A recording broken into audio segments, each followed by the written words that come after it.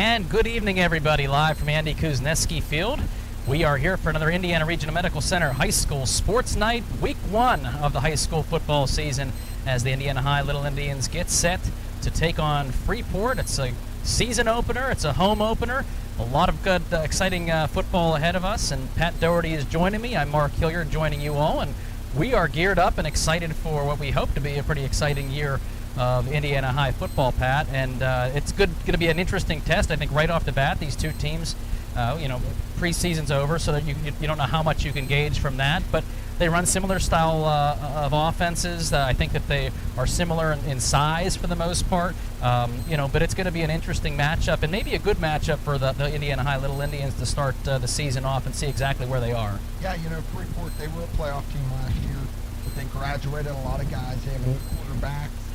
So it should be really a good test for Indiana. Indiana has a lot of their skill guys back. The question is going to be that offensive and defensive front, how they're able to hold up. So it should be a very good test for both of these teams here tonight.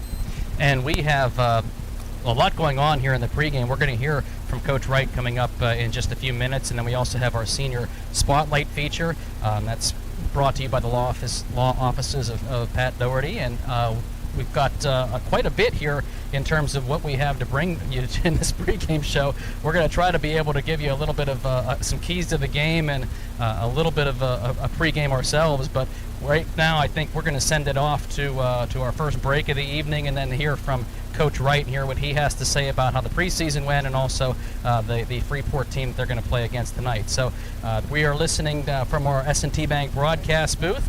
Happy to join you tonight for week one with Indiana High and the high school football season, and we are going to be back with our interview with Coach Wright right after this. You are listening to an Indiana Regional Medical Center High School Sports Night, Indiana High football on AM 1450 WDAD, 100.3 FM, and also on Renda Digital TV. We're the lifeblood of the community. It's so much more than just a job. So good patient care is providing top quality care, but also in a timely fashion. They don't need to go to Pittsburgh for that. They can stay right here in their backyard. So when a patient walks into your office, you receive them as your family member. A patient leaves my office feeling heard.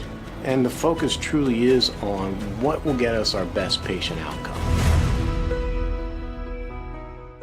Dan in a van hasn't returned your call? Chuck in a truck can't get there for 2 months? Stop dealing with fly-by-nighters and call a company that's fully capable for all your plumbing and heating needs. Joyce Plumbing, Heating, and Air Conditioning Incorporated. Joyce Plumbing, Heating, and Air Conditioning Incorporated is on call 24/7, 365 days a year. Visit us at joyceplumbing.com. That's joyceplumbing.com. Joyce Plumbing, Heating, and Air Conditioning Incorporated, the best place in town to take a leak. PA 042115.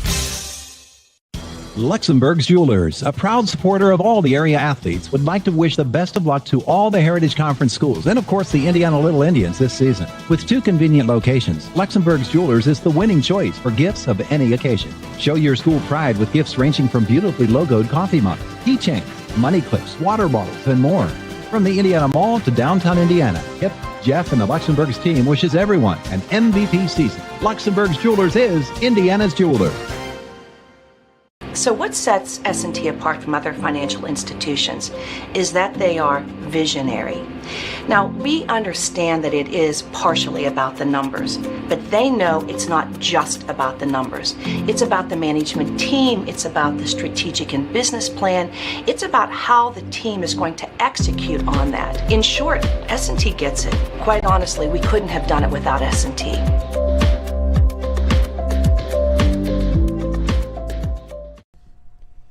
Welcome back to the Indiana Total Therapy pregame show for our senior spotlight, brought to you by the law office of Patrick Doherty. I'm joined now with senior Carson Beatty. Carson, thanks for being here. Yeah, no problem. All right. Tell me about your family. Who do you live with? I live with my dad, Jason Beatty, and my 2 brothers, Damian and Braylon Beatty. And my mother, she lives with my stepdad in Delaware. Okay. How long have you played football? Ever since 3rd grade. What's your favorite football memory? Probably getting my first varsity tackle against Armstrong freshman year on a punt. Do you have a favorite athlete? Max Crosby, because he's a dog. Excellent. All right. How about a favorite movie? Do you have a favorite movie? My favorite movie is Draft Day. Oh, yeah? What's that about? It's about an NFL draft GM for the Cleveland Browns who made a pretty questionable trade and turned around in the end. It's a great movie. All right. What's your favorite class in school? Gym. Perfect. You a big dodgeball fan? I guess so. I like hitting little people. So. What are your goals for the 2023 season? Just to win some games. Winning's important. It's fun. All right. Do you have plans for after high school? Yeah, I plan to attend a college and play lacrosse. Okay. Is lacrosse, is that your number one sport, if you would? Yeah, it's definitely my number one sport. Okay. You spent the whole summer going all over the place doing lacrosse trips, huh? Yeah, I did. Yeah, I saw your dad puts that on Facebook, so you can thank him for everybody knowing your business. Yeah. All right. Is there anybody you'd like to thank? My parents, grandparents, some of my teammates, my coaches definitely, yeah. All right. Only some of your teammates? Yeah, some of them I can't stand sometimes. Well, it's kind of like a family, right? You know, there's certain people you love, certain people you just, you tolerate them, right? Yeah, sometimes, I guess. All right. Hey, listen, Carson, thanks for joining us on Senior Spotlight, brought to you by the Law Office of Patrick Doherty. We will return with more of the Indiana Total Therapy pregame show after this. Hey, Indiana sports fans! Good & Associates Insurance Agency is proud to support Indiana high sports. The team at Good & Associates live and work in Indiana and have been serving this great community since 1955. At Good & Associates, the priority is doing what is best for the clients, helping families like yours with auto, home, life, business, and farm insurance. The agency will be there every step of the way. Contact your trusted community advisor today, Good & Associates Insurance, to get a quote. 724-465-8887. Luther Ford, one trusted name, two great locations. Right now at Luther Ford, drive off in a new F-Series truck, Ford Ranger, Ford Maverick, or the all-electric F-150 Lightning. Check out the Ford Bronco, Bronco Sport, Eco Sport, Escape, Explorer, Expedition, Edge, and Mustang Mach-E. And always look at the exciting Ford Mustang. Luther Ford, one trusted name, two great locations, Route 119 Homer City and Admiral Perry Highway, Evansburg. LutherFord.com. Hi, this is Tony Satil, candidate for Magisterial District Judge in Indiana. In football and in all sports, coaches love experienced players in the lineup. It's what sets winners apart. With nearly 33 years as a practicing attorney and the last 3 years as a prosecutor, I have that type of experience. I've also been dedicated to serving our community and our young people for many years. I have the experience our next district judge needs, and I ask for your vote.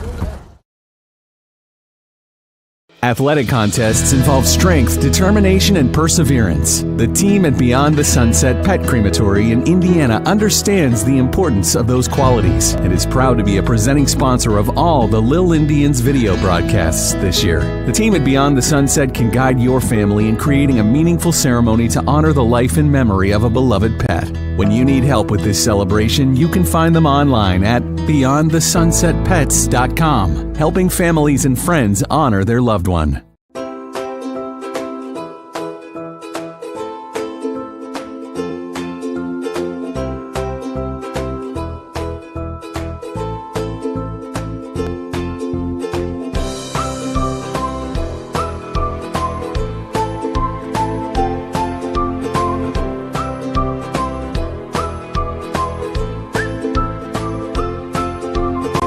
Milk every moment.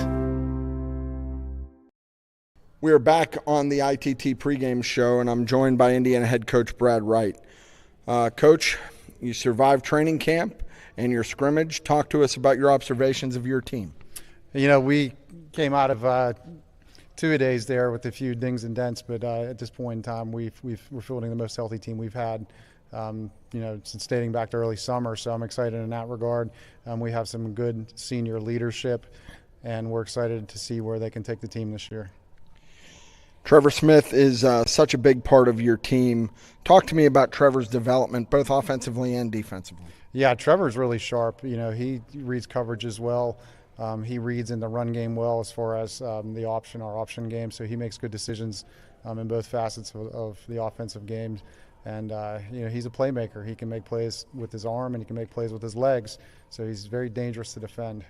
Do you ever have any concerns that he takes too many shots? At the times he did, and we've tried to coach him up on that and getting down and running out of bounds and things. And I expect as a more mature senior quarterback that he'll add that wrinkle to his game this year. You're on the defensive side of the ball. You return. It'll be a 3-year starter, Isaac Nygren. Yeah. How's he developed both in terms as a leader and as your defensive signal caller? Well, he's a 2-time Greater Allegheny Conference All-Star, and now a 2-time captain, having been voted into his captainship by the coaches this year. So as far as that is concerned, he's decorated, and we expect big things in leadership, and we're already seeing that he's paying dividends as a leader. And I think he'll lead this team well. How about the running back position? Have you settled on somebody there, or is it going to be more of a committee type of style this year? Well, we like the ball in the hands of Quinn Lipniscus and Levi Porter, and we also are having a battle at B-back between Griff Prebish and Rocco Costantino, and they're both capable players. So right now we intend to get them both reps Friday night. So yeah. Great. All right. So when we talk about Freeport, they're coming in here. Last year they were a senior-heavy team. They made the WPIL playoffs in 3A. It was a tough battle down at their place. What are you expecting out of Freeport? They're well coached. Coach Galot was the conference coach of the year last year in his league, so he always posts formidable teams. They're going to be physical. But at the end of the day, I think if we worry and control what we can control and execute and be physical ourselves, we're going to do a good job Friday night and come out with a win. Coach, give us one newcomer, some name that we haven't heard of, that the average fan hasn't heard of. We've heard about the Smiths and the Kowchucks and the Nygrens. Give me a name that maybe the listener at home isn't familiar with that we should expect to have an impact for your team. I'd say at this juncture it's Parker Bowersox. He's getting reps on the defensive side of the ball at linebacker, and he's had a great offseason. He's strong, he's quick, and he's picking up the game really fast. Another kid that you won't see this Friday per se, but I think before the season's over that could have a big impact is Josh Anderson. He's another big, strong kid that didn't play last year but works very hard in the weight room, and he looks the part. Hey, Coach, good luck tonight. We will return with more of the ITT pregame show after this. Introducing the new Colonial Advantage at Colonial Auto Group. Our complimentary program with every new and used vehicle. 1 year of no-charge maintenance, meaning you can enjoy your new vehicle and let us take care of the rest. Plus, a lifetime warranty. That's a $2,500 value. The Colonial Advantage program is our way of giving you peace of mind with every Colonial vehicle purchase. Colonial Auto Group, home of the Colonial Advantage. Visit shopcolonialcars.com. At Grand Beginnings Children's Center, their focus is on growing and teaching children to be the best they can be. They know children need education, inclusion, and safety.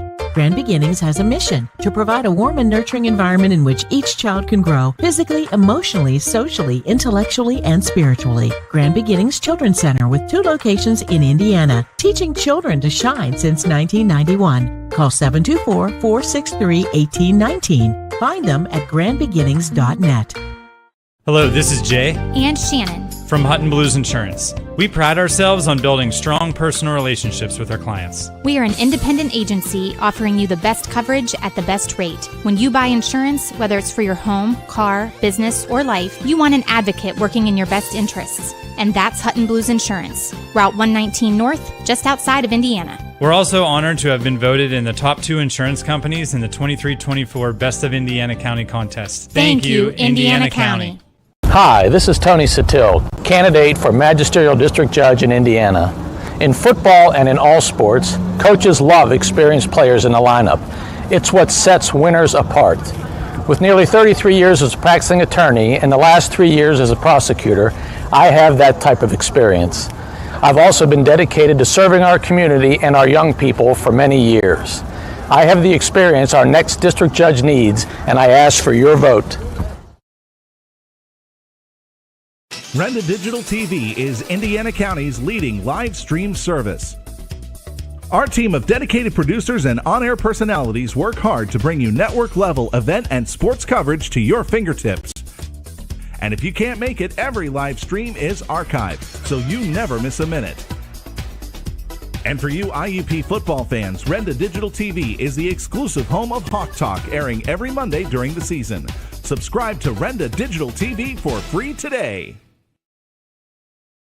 Indiana's premier fitness facility, Sobek Fitness, is excited to be a sponsor of Little Indians Athletics and this year's football season. Sobek Fitness is Indiana's only open-floor gym. One step inside and you will realize this is no ordinary gym. Sobek has the largest selection of equipment to choose from, including plate-loaded machines and plate select machines. Whether you're a seasoned veteran or new to a gym, Sobek has the equipment for you. Call Sobek Fitness to join, 724-801-8170, or check them out online at sobekfitness.com.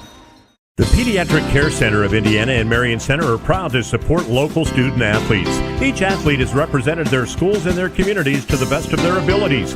Doctors Rizwan and Amina Jabber and their entire team at both locations would like to wish both teams the best of luck in today's contest and in the future. The Pediatric Care Center, with 2 locations, located in the 119 Professional Center in Indiana and the Mahoning Medical Center in Marion Center, recognized as the best pediatric care team in the Best of Indiana County contest. Hosses is hospitality. Sit right down and enjoy a great meal.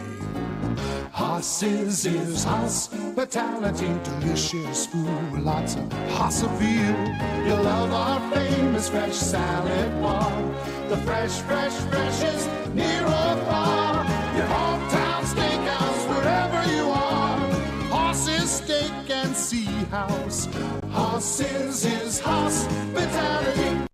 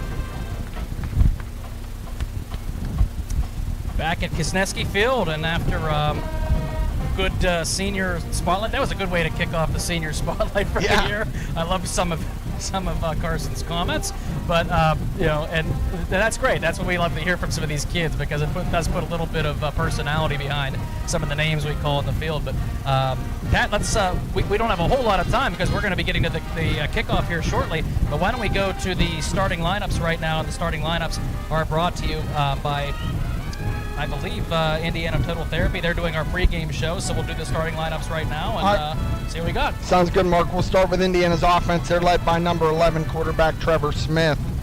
With him in the backfield is Griffin Pribish. He's number 45. The offensive line is anchored by center Ben Cochran. At the guards, we believe it'll be Isaac Nygren and Logan Fisher. At the tackles, we believe it's going to be Carson Beatty and Colton Augustine. Your wideouts, James Mill, he's a senior. And then you have Anthony Kowchuk, who's also a senior. Then in the slots, you have Levi Porter and Quinn Lipniskis. And also we'll see a good bit of Evan Brocious. For the Indiana defense, they should line up like this. At the defensive tackle, you have Ben Cochran. At the other defensive tackle, we believe you have Griffin Pribish. At defensive end, you have John Wyatt. At the other defensive end, Carson Beatty. Your defense is anchored by middle linebacker Isaac Nygren. two-time Greater Allegheny Conference Defensive Player. You've got Tyler Reifendeifer, number 56. He'll be in there as well. And then outside linebacker Anthony Kowchuk moves from safety to outside linebacker this year, and he's joined by number 6 Levi Porter. Your secondary lines up this way. At cornerback, you have Quinn Lipniscus, and also you have Rocco Cosentino, and you have Evan Brocious, and Trevor Smith will be the safety. So that's your Indiana starting lineups. We'll give you Freeports as we go along. Sounds good. And we also should remind you that Anderson's Heating and Air Conditioning is the sponsor of our game time temperature, and it's a hot one. I imagine that as we go along, this temperature will be dropping every week. But that's right. As of right now, Pat, our game time temperature brought to you by Anderson's Heating and Air. The clock is ticking on summer, although it doesn't feel like it. Now is the time to schedule your fall furnace checkup. So cold weather will be here before we know it. Anderson's 465-8923. Well, the temperature right now is 78 degrees. It is basically a clear sky, and it actually feels like 78 according to my weather service. So that's a warm night for these kids. So hopefully they've hydrated well today, and that they aren't going to get cramped up as this game goes along. And also should mention Bowser Minnick Funeral Homes, the presenting sponsor of the Indiana Sports video broadcast this year on Renda Digital TV. So Bowser Minnick Funeral Home, celebrating each life as uniquely as it was lived. So we are going to come back. We're going to take a quick 60-second timeout and come back with our Luther Ford keys to the game. Then we're also going to go down to the field for a Crimson Wealth Management sideline report here after this break, and we'll talk to Doug Steve down there and get some info on the coin toss and maybe the field conditions, although I'd imagine it's pretty good right now. But we'll have all that and more coming up after this quick 60-second break. Indiana Regional Medical Center High School Sports Night, Indiana High Football, AM 1450 WDAD, 100.3 FM, and Renda Digital TV.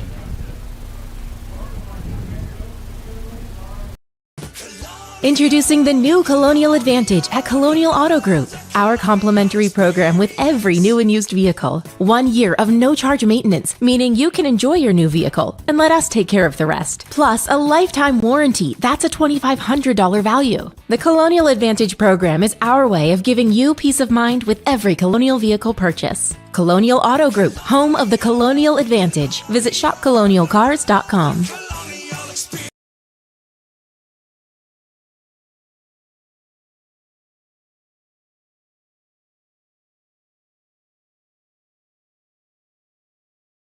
Sorry, say that again. The background noise is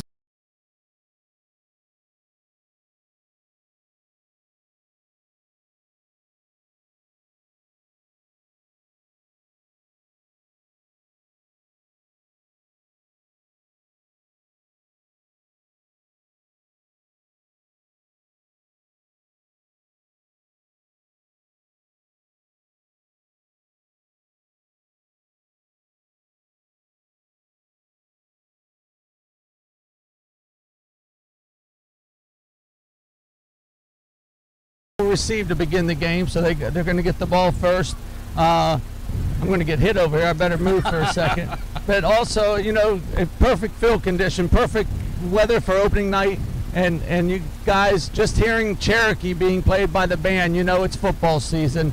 You know, Indiana right now in their scrimmage last week, probably the one thing that Coach Wright wants to improve on is being physical and not letting the O-line or the D-line take the step above Indiana. They want to win the battle at the line of scrimmage, but Freeport, you always have a physical team with Freeport. They have some younger players that are their playmakers. Sullivan, their receiver, that's one guy they need to keep an eye on tonight. But hey, it's a beautiful evening for football, a nice crowd with all the recognition nights. So hopefully that both of those things spell an Indiana victory tonight. Thank you, Doug. Our Crimson Wealth Management sideline reports, and when we say he's on the sideline, he was ready to receive that long snap down there on the sideline. So he is right in the middle of things, which is great to have. So, Pat, I think it's time now for our Luther Ford Lincoln keys to the game, and that's brought to you by Luther Ford Lincoln in Homer City. And what keys do we have for tonight? Well, Doug kind of mentioned it. You know, how physical can Indiana be?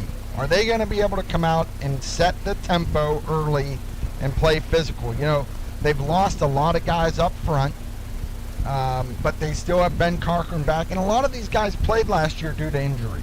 So, you know, let's see how that front, offense and defensive front, is able to hold up. Now, defensively, they have to stop the big play, Mark. And, you know, you and I have been doing this for a few years, and Indiana's defense last year was susceptible to that big play. And let me tell you, Freeport came out in their scrimmage against Slippery Rock last week. Second play of the scrimmage, they hit a big 60-yard pass. They want to air it out. They have a young quarterback, but they've got two big receivers. They're going to try to get the ball in their hands. So can Indiana's defense, number one, get pressure on the quarterback, make him throw off rhythm? And number two, can their secondary hold up long enough to and read the football in the air to make plays? Now, offensively for Indiana, what do they have to do? Trevor Smith, they have to keep him protected. They cannot let him get pounded. He is a playmaker, but he's got to be smart. He's got to know when to get down, get what he can, get down, and live to fight another play. He missed 2 games last year because of injury. They cannot afford to lose Trevor Smith. And these wide receivers, whether it's Kowchuk or Mill, Porter, what are we going to see out of them tonight? Are they going to be able to make big plays? If Indiana can do that, we could have a great game on our hands. Sounds good. Our captain's out on the field for Indiana for the ceremonial coin toss.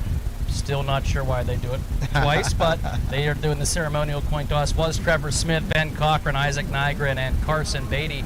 I believe those are the 4 out there for the Little Indians here as we get started. And, of course, they are going to receive, so we're going to see that offense, and would be nice to see them set the tone early on in this football game with a decent drive. I think they've got the good skilled players. The one question coming into the season had been the line, an offensive and defensive, and maybe the size of some of those kids. I know they're strong kids, too. I mean, you see them in the weight room, and powerful kids, but they are going up against schools in this division with some size. I think Freeport does somewhat match up with them a little bit when you look at the kids and the rosters, and they've got a little bit of youth on that offensive line too. So I think Freeport may be a good matchup to see exactly where this team is to start the season out. So we are gearing up for the start of. So we are gearing up for the start and a coin toss. Sorry, we just had the coin toss.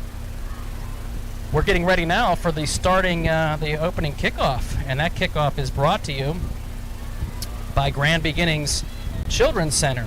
Grand Beginnings Children's Center, points for kids this year. Every point scored in all of our Friday night broadcasts, Grand Beginnings will donate $1 per point to the Teddy Bear Fund Drive at the end of the regular season, so we do thank them for that. But they're also going to be the sponsor, of this opening kickoff as we get set to start the high school football season. We hope you're hearing us. We got some word that... Yeah, on the radio end, we're being told that they're having a hard time hearing us. They heard Doug Steve well, so isn't that ironic? Well, Doug, that's half the battle. We'll send it down to you. You can do play-by-play for the rest of the game. No, I don't get paid the big bucks like you two. So we are gearing up here for the opening kickoff and back to receive, I believe, Quinn Lipniskis and Levi Porter are the deep men for Indiana. Well, we thought we were going to get started a little bit early, Pat, but they are going to be almost right on time. They did drag that out a little bit for us. They held it right to the minute, so that's good for the media. Grand Beginnings Children's Center opening kickoff, and we're getting ready. Hard to believe that we are ready to start the 2023 high school football season. Is that 54 down there getting ready to kick off for Freeport? That's what it looks like, but there's not a 54 on their roster. I'm trying to see if he's turning, and maybe I'm reading that number at 64. 64, okay. That's Cole Troutman. So Cole Troutman is going to be kicking off, and Lipniskis and Porter back to receive for Indiana. It's beach night in the student section, Mark, so, the weather's perfect for beach night, I'm going to tell you. That. So the kick is off.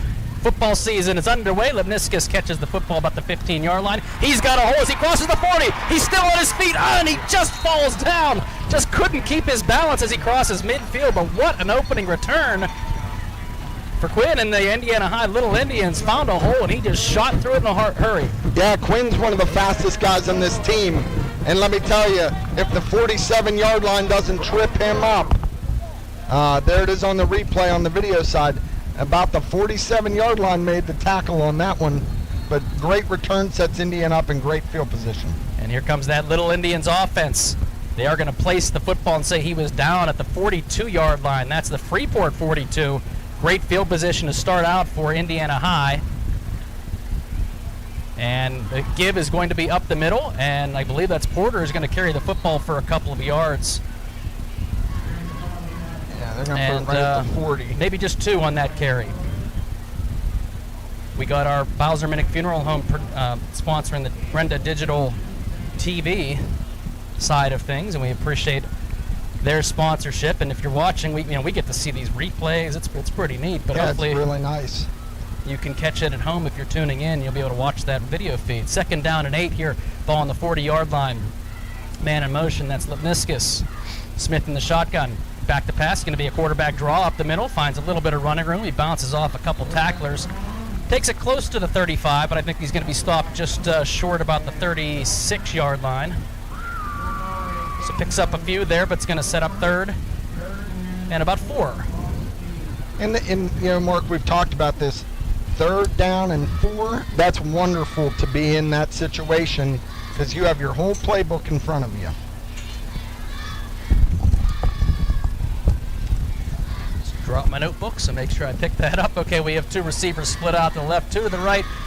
Shotgun snap. Here is Smith. Back to pass. He's going to fire an out pattern just out of the reach, though, of the intended receiver. I believe that's Kalchuk. And this is a spot on the field where Indiana's in no man's land, so you're going to go for this. 3rd and 4, too. I think that if it's any longer than that, you probably don't. But yeah, it's going to be a 4th down, so they're going to go for this. Coach Wright last year had a history of going for it on 4th and medium to 4th and short. So we'll see. I see they bring in number 45, Griffin Pribish, into the backfield. All right, we'll see what happens here. First big play of the game, 4th and 4 here for Indiana High. And they do bring in Pribish. Sidecar to the left of Smith. Here's Porter. He was the sidecar to the right, now moving in motion out to the right. Snap back to Smith. He's under a little bit of pressure. Rolls out to the right. He's still under pressure. Smith, he's going to be hit and sacked. Just could not find anybody downfield, and there was pressure right up the middle pretty much right away. And that's going to be a turnover on downs, and Freeport will take over. Yeah, that was a jailbreak. Freeport brought an all-out blitz. Indiana just wasn't able to hold up the middle. And so turnover on downs. Now can their defense hold up against this Freeport offense? Well, it's a shame because they had such a great opening kickoff return by Lipniskus that took them all the way down there. A couple decent runs, but just could not convert. And they're going to have to give Smith a little bit more time, though, back there because some of those patterns, they just need an extra half a second to be able to make that read. So here is Drew Ross, I believe, is the sophomore quarterback. He's in the shotgun, and he's going to give the football up the middle, and I believe that's Justin Jack who's going to carries the football, but he's going to only be brought down after a yard gain, so good coverage by that Indiana defense. Yeah, Levi Porter came up from the outside linebacker position, and I believe Carson Beatty from the defensive end, John Wyant from the defensive end position to gang up for that tackle. So they're going to say no gain on that play. Ball is on the Freeport 47-yard line. 2nd down and 10. 2 receivers split right, 1 to the left. Jack in the backfield. He's going to get the handoff again. This time he finds a little bit of a hole and crosses midfield. He's going to be knifed down there. I believe Smith in on that tackle. So is Nygren. So he will pick up about 4 yards, and now they're going to look at 3rd and 6. And you wonder if, obviously Freeport watches film, and, last week Mount Pleasant had a couple big runs up the middle against the Little Indians. So you wonder if that's why they came out and tried to test that running game. 3rd down and 6 here, 9:18 left to go in the opening quarter.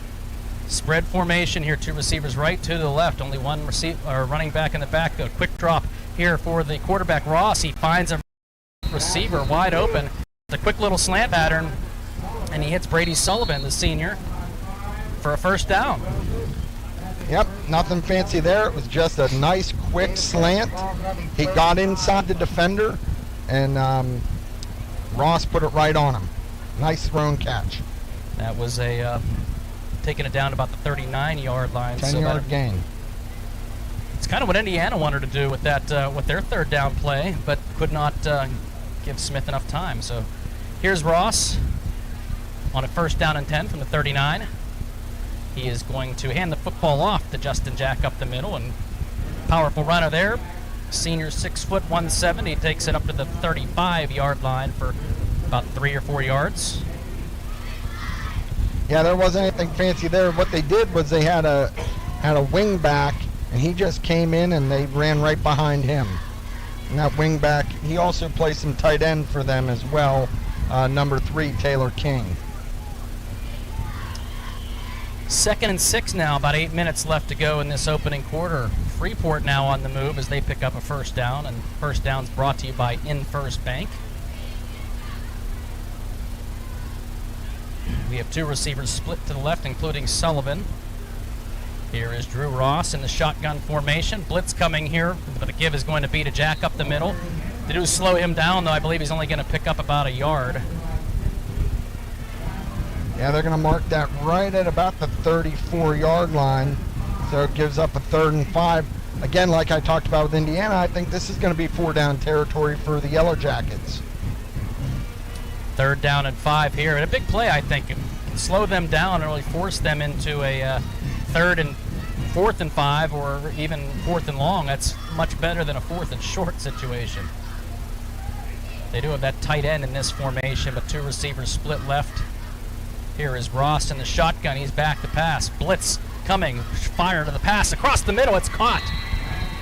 Cyprian Sellinger with the catch across the middle. The blitz was coming, but it did not get to him in time, and that's another 1st down for Freeport. Yeah, Ross did a really good job of just sitting in the pocket, waiting for his receiver to come open and put the ball right on the money to give Freeport a 1st down on about the 21-yard line. It's about an 18-yard gain, if I'm not mistaken, down to the 16 now. They're going to place. Oh, yeah, I'm sorry. It's 16. So, nice pass. And we said he's a sophomore quarterback, but doesn't have the poise like for a sophomore quarterback. That was a nice, patient throw. Same formation here for Freeport on 1st and 10 that the give is going to be to Jack up the middle. Good coverage, though. That defense is doing a decent job so far of not allowing a lot of holes there for Jack to run through. Yeah, Isaac Nygren came up and really filled the hole really quick for no gain. So they are going to hold him to no gain for the 1st down. I'll tell you, and I've noticed this early, they have Ross run over to the sideline every play. Yeah. On a hot, humid night, I wouldn't want my quarterback making those extra steps. You see a lot of teams doing that, though, but tonight's not the night I'd want to be in that spot. It's too humid for that. Same form. They have been in this formation almost this entire drive. 2 receivers split left. Here's Jack running back to the right. It's going to be a little option play into the backfield. Kalchuk is there. It's going to wrap him up, and that's going to be a huge stop there for Indiana. Yeah, Kalchuk and Carson Beatty both in the backfield. Yeah, Indiana brought pressure up the middle, but Anthony Kalchuk from the outside linebacker position did a great job, and Carson Beatty was there to help clean it up as well. That's going to bring down a 3rd and 11 now. So it's a loss of 1. Could have gotten him. That's a generous spot, I think, because they had him in the backfield. Good job by this Indiana D, and they're doing a great job so far on this drive against the run, but these are the situations that they've struggled with on the first couple of 1st downs. And here they actually split the 2 receivers to the right this time. 1 receiver split left, Jack in the backfield, and here's Ross, back to pass. He's under pressure. He's trying to hand the football off. It's on the ground. Indiana has it. Wow. Indiana has it. Big play. Kalchuk coming up with that foot fumble. Ben Cochran was in there as well. We said, Patty, sophomore poise, but right here, I'm not sure what he was trying to do, or he was trying to hand the football off at the last second just to get rid of it. And what happened was Indiana took away his first read in the secondary, so that's really a coverage sack. And then he hit the Indiana guy hit the ball up, and then it was a scrum. 4:52 in the first. Indiana takes over. Huge play by that defense. And the give is going to be up the middle. No gain here, though. Maybe even a loss on the play, as that was Porter trying to find some room. A little pushing after the play, though. Nothing called, but have to keep our eye on that. Hot weather leads to hot tempers sometimes. They're going to call that a loss of 2. Yeah, Indiana just was not able to get any push there up front. 4:19 here and counting in the first. Here is Trevor Smith in the backfield. He's going to drop back to pass. Now he's going to sneak it up the middle. Keeps on his feet as he crosses the 25. Hurdles over a man as he crosses the 30. Almost a first down, but some athletic maneuvering by Smith. Yeah, he's just about a yard short. So they're going to call that about 11-yard gain for Smith. 11 gets 11.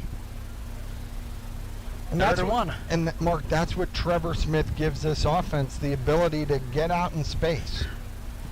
Bunch formation here to the right. An under center for Smith as he's just going to take it up the middle himself and pick up what looks like an in First Bank first down. Check out In First Bank's rewards checking today. And that is going to be a first down for Indiana. Yeah, that was a 2-yard pickup. You know, if I have Ben Cochran as my center, that's somebody I want to run right behind. He is just a big physical presence in the middle there. I believe that's the first Indiana first down of the season. Yes. We'll see now the ball is placed up to the 33-yard line, 1st and 10. Here is Smith going to pitch it to Porter. Porter's trying to hit that corner as he crosses the 35, stays on his feet. Great job by Levi to avoid the tackle there. It looked like he was going to get absolutely nothing, and he made it into what was almost, a 7-yard, 8-yard pickup. That's just tiptoeing that line of scrimmage. We'll see here on the replay. Yeah, the Indiana coaching staff was looking for a face mask on the edge there. It was earlier. You could see a second ago, if anything, that was just a quick grab. But they are going to give him 8 yards on that carry. Hard running by the sophomore Porter. 2 receivers split to the left, man in motion, and here is going to be the give up the middle. Ball's on the ground. It looks like Freeport has it. Ball was just popped out. I don't know if he ever had great control of that football. We'll see here if we can get a replay. Now credit Carter Otterman, number 26, with forcing that fumble. Otterman. So, well, you take it away, and now you give it right back. So, unfortunately, turnovers for both teams, and you're giving the football back to Freeport. Indiana had a little something going there, but good play by the defense and Otterman for Freeport. Otterman's a senior, 5'11", 170 pounds. Here's that same formation here for Freeport. Back to pass is Drew Ross. He's going to fire. Intercepted! That's Trevor Smith who comes away at the pick. He's going to cross the 45 and take it down to the 48. I'm not sure where that play was going. I think he was expecting more of a hard slant there by the receiver. The receiver was going down to the end zone, and Smith was right there. We'll see the replay right here, Pat. Yep, Trevor did a good job of just jumping that. Good athletic play. They were trying to go down the seam. Really good. Trevor Smith probably reads the football from the safety position as well as anybody in this league. 3 straight turnovers here. 2 for Freeport, 1 for Indiana. Great interception there, not a great throw. Not a lot of pressure either on Ross there. Just couldn't get that throw where he wanted it to go, and the ball is at the 49-yard line now. Here is Smith. He's looking to fire it, looking for that swing pattern to Lipniskis, but just out of his reach, and he was under some pressure there.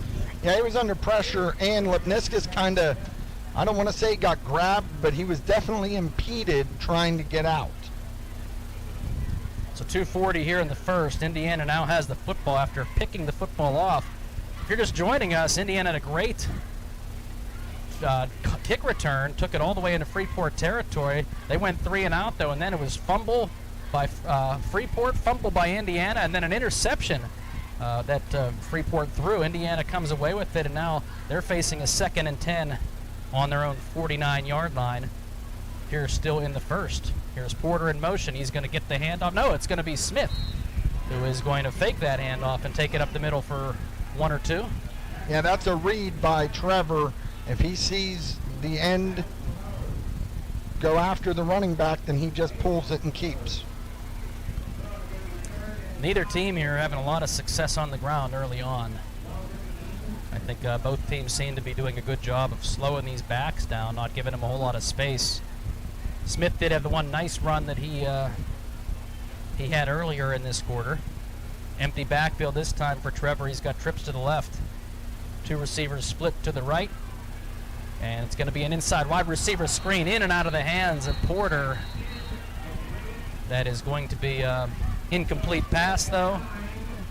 And I think we are going to see the punt team now. Yeah, that was, they were trying to set up the screen.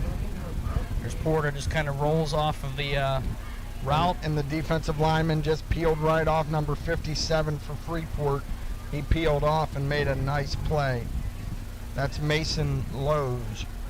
So, well, we'll see. They are going to punt the football back to receive. Trying hard to see these Freeport numbers. Here is the snap. Kick is up. It is going to hit the ground. Bounce off of a Freeport. The ball is live there as it hits one of the Freeport return team. Had his back to it, and that's, you got to be aware of where you are on the football field. Yeah. That was a loose ball. Was recovered by Freeport, as we will see on the replay here. That was a good job by Anthony Kowchuk to cover that. That was a poor snap. Anthony was able to get it and get it off, and they're able to pin flip field position. That was Sellinger who was back to receive that and finally did fall on the football. And the ball is going to be placed now at the 15-yard line. So good kick by Kowchuk, and that little botch on the return helps to really pin Freeport back. Some deep starting field position here at 1:45 left to go in the first. Here is Ross. He's going to hand the football off. Jack looks like he had a hole there for a second, but it closes pretty quickly. And that's a good job there by number 50, Dylan Rice. He's going to pick up maybe 2 yards on the play.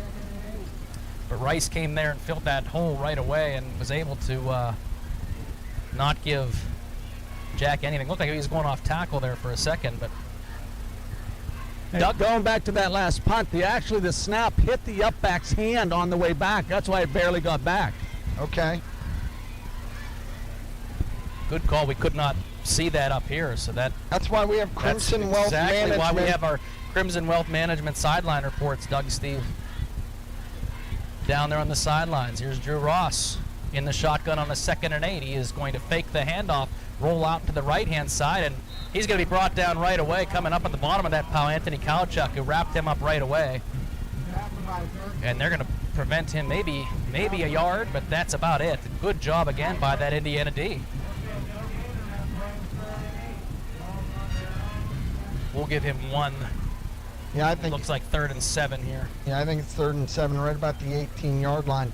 But again, this is key. Can Indiana get pressure on Ross, make him make an errant throw? Maybe a fumble.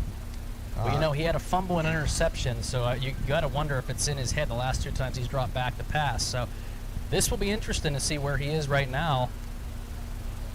2 receivers split to the left. He has Jack, his sidecar, to the left. 1 receiver split way to the right.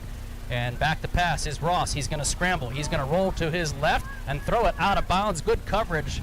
Kowchuk trying to reach out there, but he doesn't have that long arms. Yeah, he's got long arms. But yeah, Isaac Nygren came on a linebacker blitz up the middle, and actually it looked like he got held as he tried to go by.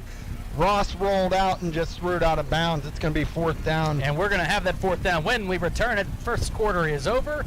Heading to the second quarter, we are scoreless. It's been an interesting first quarter so far. We're going to come back. You are listening to Indiana High Football, AM 1450 WDAD, 100.3 FM, Renda Digital TV, presented by Bowser Minnick Funeral Home. At IRMC, we have all of the necessary pieces in place to perform complex operations, including highly skilled and specially trained surgeons, their support team of experts, and advanced technology like the Da Vinci robotic surgical system. As a result, patients spend less time in the hospital, recover faster, and get treated close to home. So there's no reason to puzzle over where you should get your surgical care. The answer is right here at IRMC.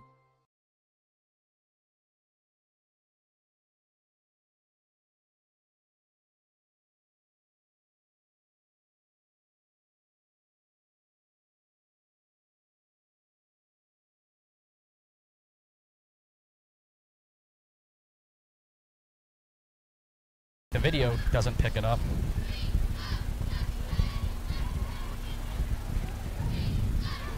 What sets S&T apart from other financial institutions is that they are visionary. Now, we understand that it is partially about the numbers, but they know it's not just about the numbers. It's about the management team, it's about the strategic and business plan, it's about how the team is going to execute on that. In short, S&T gets it. Quite honestly, we couldn't have done it without S&T.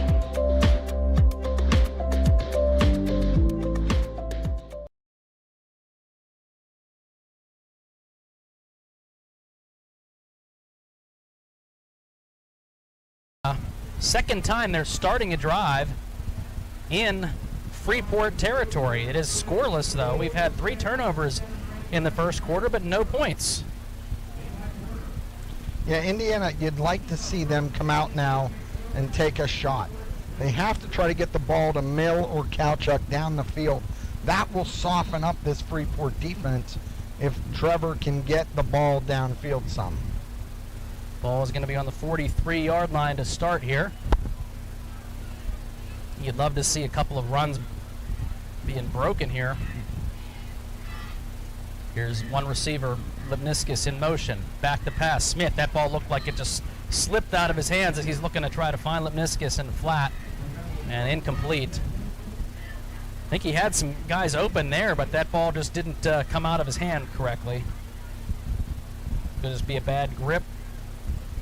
Yeah, and with the weather tonight, you know, it's your palms get hot and sweaty, and the balls, you know, you got your center sweating on the ball.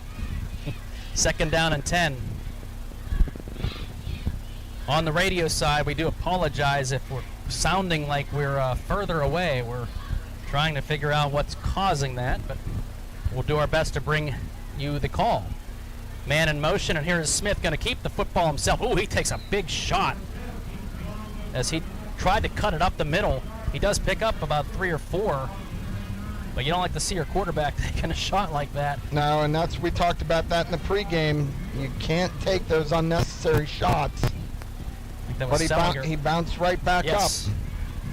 The linebacker, Sean Sellinger, who delivered that blow, but hey, he still picked up 4 yards. 3rd down and 6 for the Indians. Here is Smith in the shotgun. 2 receivers split to the left. And that's going to be intercepted. Ball underthrown, intended. Trying to go over to the left to Brocious, to the right to Brocious. And that ball was just underthrown and stepping right in front of us. It may have been tipped at the line. We're going to watch the replay right now and see what happens here. It was a little bit wobbly. It's hard to see, Doug, but it did look like once it got out in that area that it was a little bit wobbly, so it's quite possible that ball might have been tipped at the line. But either way, it is intercepted. The 4th turnover, 2 for each team now. They each have a fumble and an interception. And Freeport's going to take over at their own 45. Here is Drew Ross. Hand the football up the middle to Jack. He sidesteps one tackler. That's a nice looking run as they had him in the backfield, but was able to avoid the tackle and push forward for about 5 or 6 yards. Yeah, that's probably Freeport's best run of the night so far. And I thought Indiana really had them bottled up. So it's going to be a 7-yard gain. And that was just, I think Indiana did have them bottled up, but that's a good looking run by Justin Jack.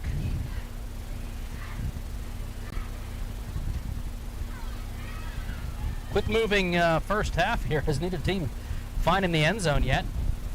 Handoff is going to be up the middle again, and here is Jack trying to push his way to the right. He is going to get maybe a yard. It's going to be 3rd and 2 now.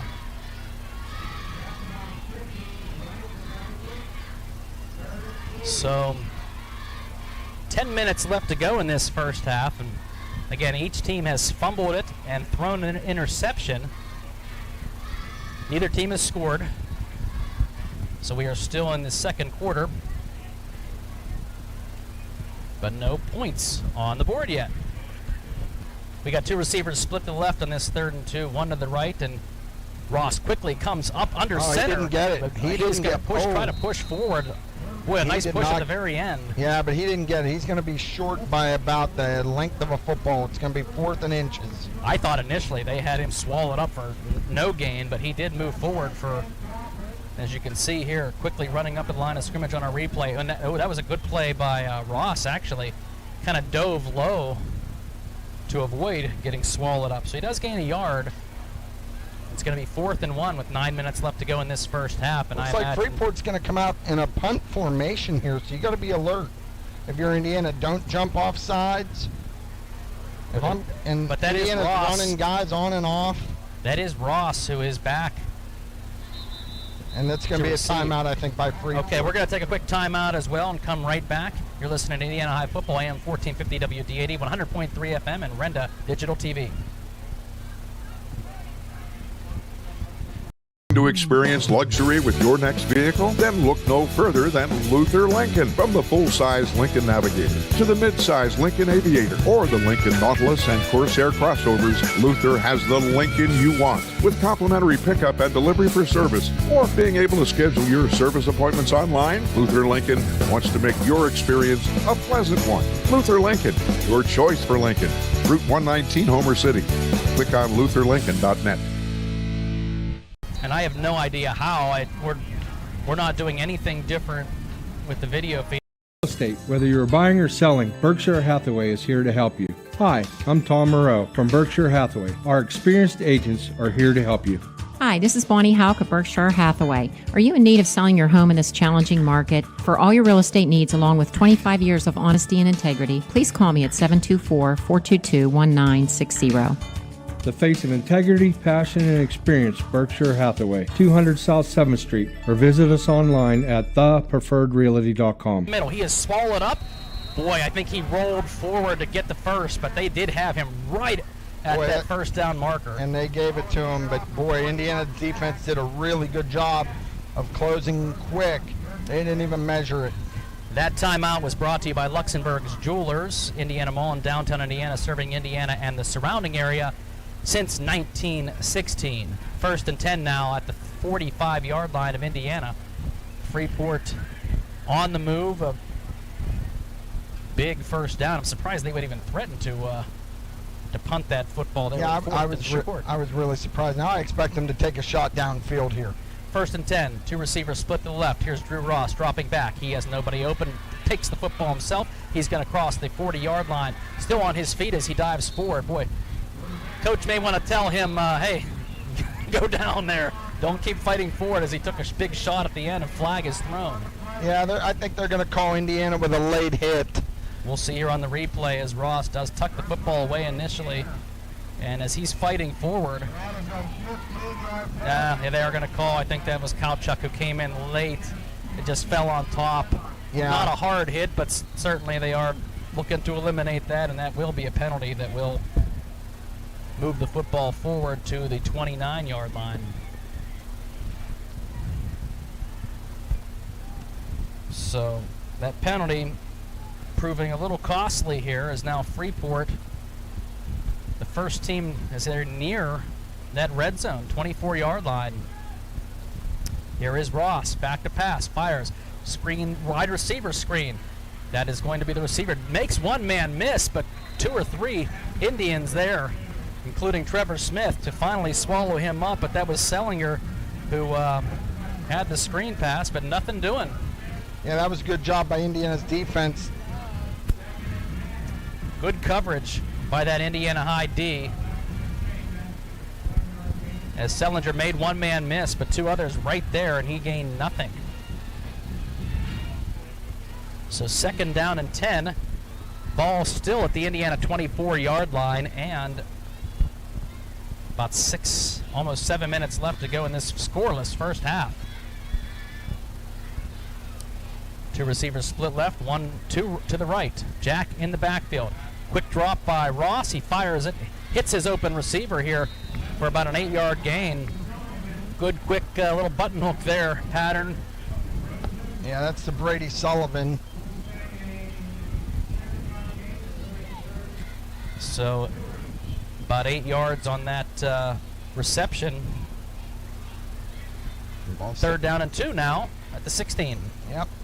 All that, there was nothing fancy there. That was just the timing route, quick little hook, get the ball out of your hands. Well, both quarterbacks under a little bit of pressure tonight too, so I think these quick drops and quick releases are going to help them. 3rd down and 2. Here is Jack in motion now. He's going to move sidecar to the right, pick up a block, and here is pressure under Ross. He throws it and fires it. Really nobody anywhere near there. Looked like they were going to sack him. He just threw that ball up there and hoping it wasn't anywhere near a red jersey. Yeah, it's 4th and 2 now. Let's see what they're going to do here, because Indiana brought good pressure there. Looks like a field goal. Yeah, it looks like it.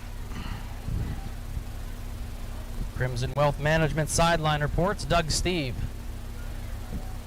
And I don't know, though. Ross is still out there. I don't think have to use another timeout. They are looking to try to set up, and Ross is the holder as well. Yeah, they ran the kicker, number 64, Cole Troutman, on late. There's 4 seconds. And they are going to go for it. The kick is going to be up, and no good. No good. It went wide. Plenty of distance, but the ball was wide left, and I wonder if they just really took a long time down there to get set up. Indiana is now going to take over on downs. Doug, anything special down there, or just too much time taken on that field goal attempt?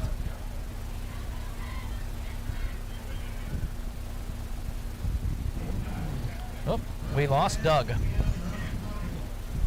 All right, so Indiana will have the ball on the 20-yard line. They bring that out to the 20 on the missed field goal. So missed field goal. 5:53 left to go in a scoreless first quarter. Indiana takes over at their own 20-yard line. Here is the pitch. Porter going to cut it inside off a block. He's going to stay on his feet as he crosses the 25, 26, maybe down to the 27. Looks like they're going to put him out to the 28 mark. Gain of 8. Good run by Porter. So 2nd down and 2. Now they'll have to keep an eye on the clock here. Indiana is still at their 28-yard line. 5.5 minutes left to go in this half. And they have all 3 timeouts, so they can run their whole offense here. Okay. So we do have spread formation here. 2 receivers right, to the left. Man in motion, I believe that's Brocious. Now we have trips to the left. Here is Smith, back to pass. He hits Brocious under a screen. Follows one block. He's going to pick up a first down. Takes it near the 35-yard line. So pick up of about 7 yards. Trevor Smith, Evan Brocious. Good job blocking on that side as well by the receivers. Yeah, that was a really nice. I like the play call. I like the formation. They had 3 receivers stacked and just got it out to Evan. He had blocks in front of him and got the first down. Ball is placed right at the 35. 1st down and 10, an In First Bank first down. Check out In First Bank's rewards checking today. Same formation here for Indiana. Now we have Lipniskis going left to right, and he's going to get the receiver's screen. Oh, and that's going to be a look. They did call the flag. Yeah, yes. they threw it. Unfortunately, Lipniskis was going to break free, and he tripped up as he really was tripped up as he crossed the 30-yard line. Yeah, but unfortunately, it's going to come back. And that looked bad by Lipniskis, who watched the replay. He wasn't touched at all, and this is not so you wonder a spot that you'd like to see. With the hot weather, is that just a cramp? Flag on the play. And that one's going to come back, but yeah, oof. He may have just, I'm hoping that's just a cramp. But definitely there was a hold there, as it looked that time as if the defender was going to be getting into the backfield. You know, I'm not sure. Doug, what did you see? Because I think they're going to call like an illegal block where the guy came in. Well, that's what I can't tell. It happened right here, almost at the line, right beyond the line of scrimmage here. Yeah, so. they're going to call a block in the back. The slot receiver, I believe. That was Kalchuk, I think, who may have gotten slapped with that one. It could have caught a hold there too. It looked like he had his arm kind of around him, but either way, it is going to be a penalty. And Lipniskis, they are working that out. So I mean, when you see somebody go down like that, it could be a cramp, or you hope it's nothing worse. Just the way he went down, untouched, and it looks like by the look of it that it is just a cramp, because they're not calling anybody else out there to work on him. Yeah, they've not marked this penalty off. I'm wondering if it was a spot foul, so they're going to take it 10 from the spot, because they've only moved it back to the... Did they not change that rule? I heard that they were going to change that. Yeah, they did change that. Yeah, it's not. They go to the line of scrimmage. It's not a spot foul. If it's behind the line of scrimmage. Right, but if it's beyond the line, I think it's still a 10 yards from where that was. Yes. And it looks like they threw that a little bit downfield. At least so far, they've not marked. Well, yeah, they did. The stick man just didn't go down. Yeah. That ball's gonna make it a 1st and 20, but all the way back at the 25.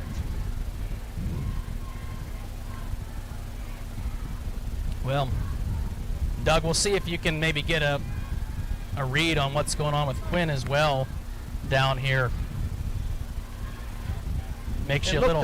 It looked like a cramp as well, but I'll verify that. All right. Well, he is on the sideline, and then I'm going to guess that's what it is, because he's not getting any real attention other than just getting that stretched out. So we are facing a 1st and 20 after all of that. 4.5 minutes left to go. A hot, humid night, you expect to see some of that. Surprised we haven't seen more. Receivers split to the right, 2 to the left as well. Here is Smith, back to pass. He has got the receiver. That was Mills, intended to try to hit him, and that ball was kind of thrown up in the air.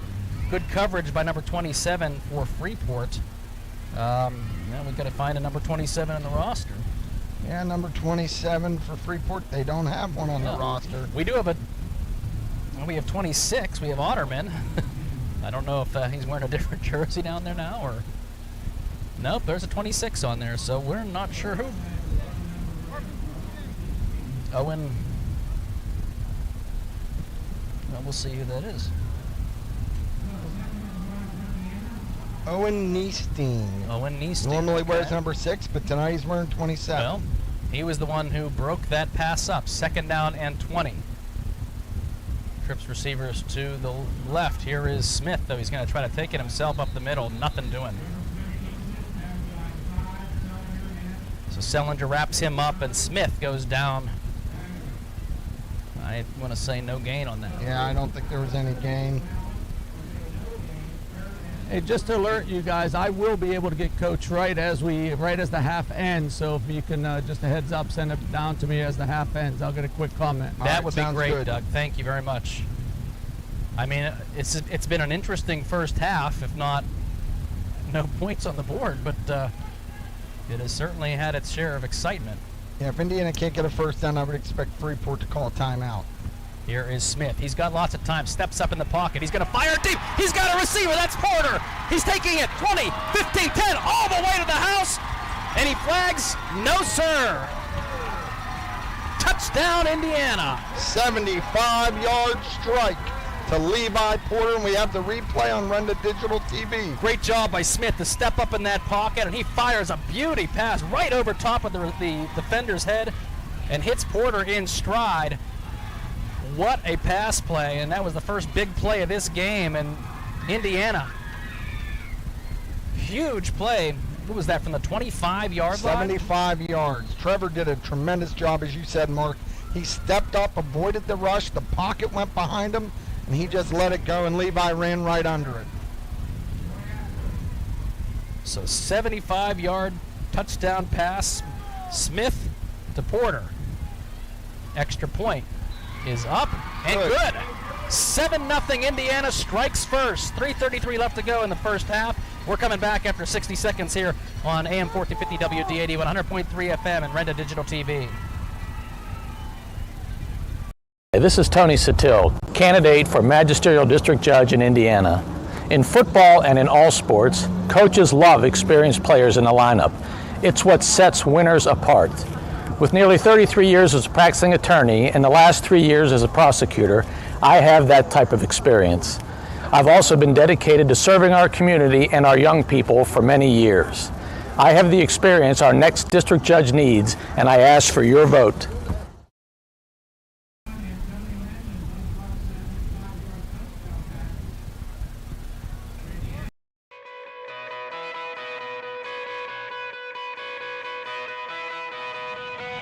At Diamond Medical Supply, we're always on your team.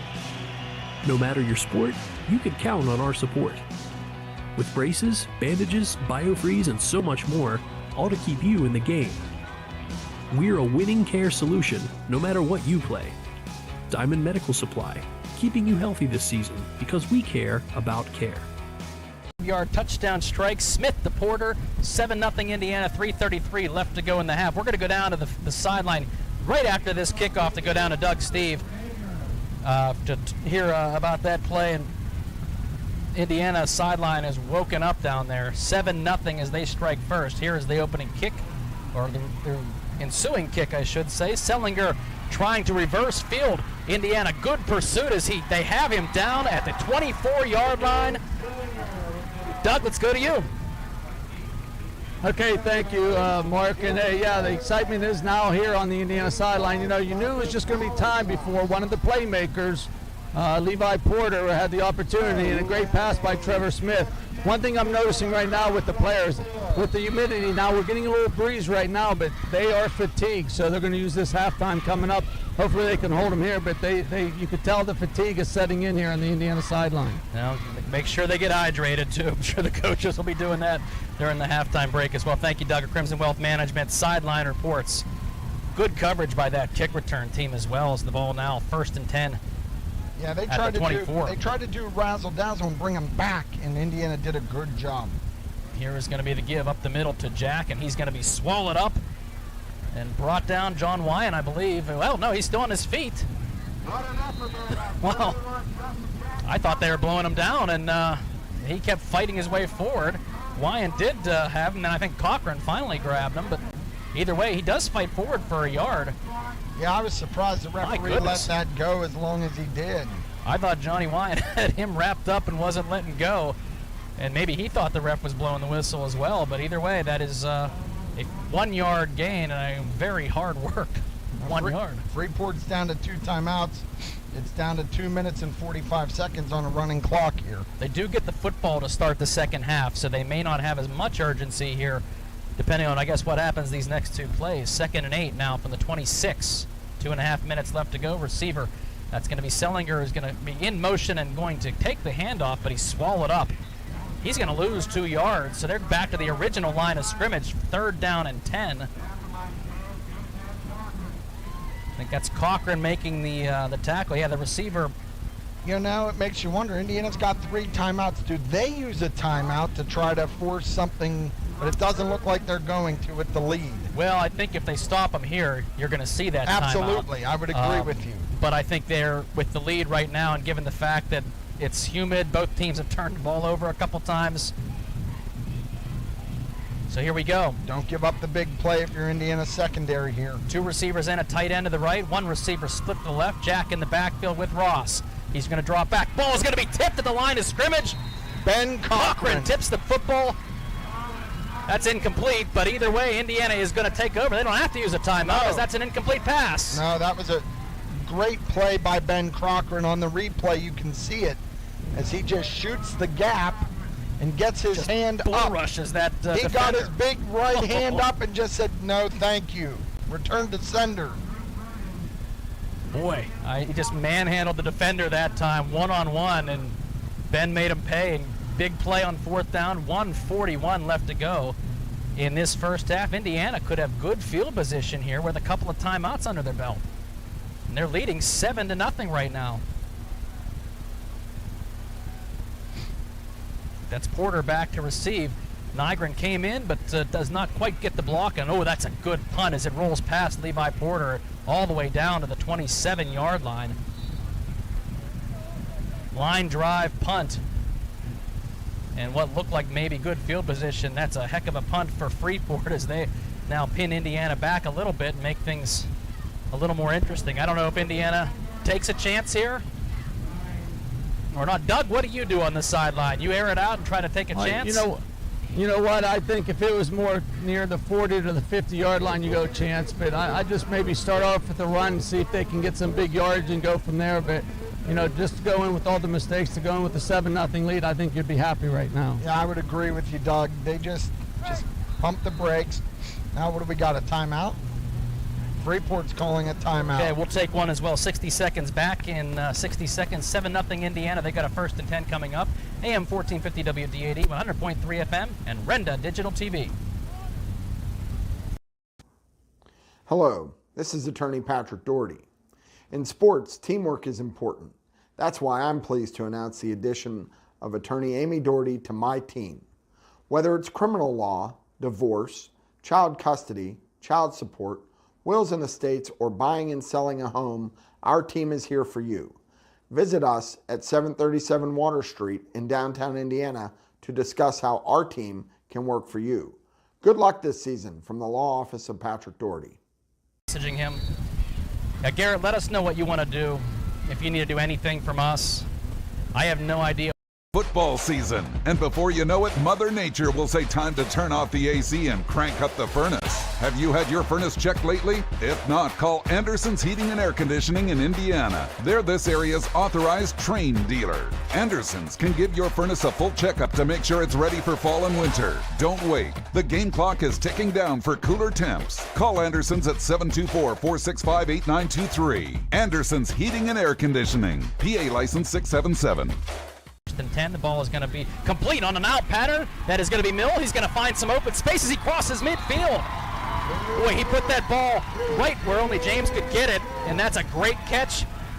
And he was able to find some running room after the catch. Yeah, he really hit him right in stride, and James was able to just get some distance. Now you start to think about what you want to do with those timeouts. Well, that changes a whole lot, and boy, it helps when you got a 6'4" and a 6'3" receiver with those long arms, and that's a great pass by Smith here.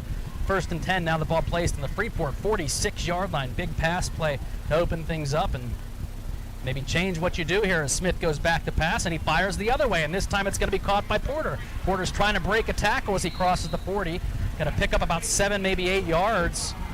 Nice looking pass that time, though, but he does stay in bounds. I would think you'd use a timeout here. Coach Wright's letting them go, but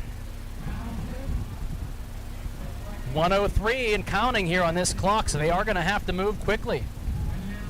Same formation here. They're going to have Pribish in the backfield to help block a little bit, and it's going to be a draw up the middle. Trevor Smith, he's going to pick up the 1st down, crosses the 30-yard line down to about the 28. Now I think they use a timeout. Well, they don't have to. It stops on the 1st down. Well, if they can get the play set quickly enough, now 44 seconds. So time is certainly an issue. So here we go. 1st down and 10. The ball at the 28-yard line. We got a stoppage here. Official timeout. Yeah. That actually helps Indiana, but, well, Coach Wright trying to go on the field there. I think the referee was trying to get the clock started when they got the sticks. So I think he wants that clock to run maybe a second or two. Is that what he's saying?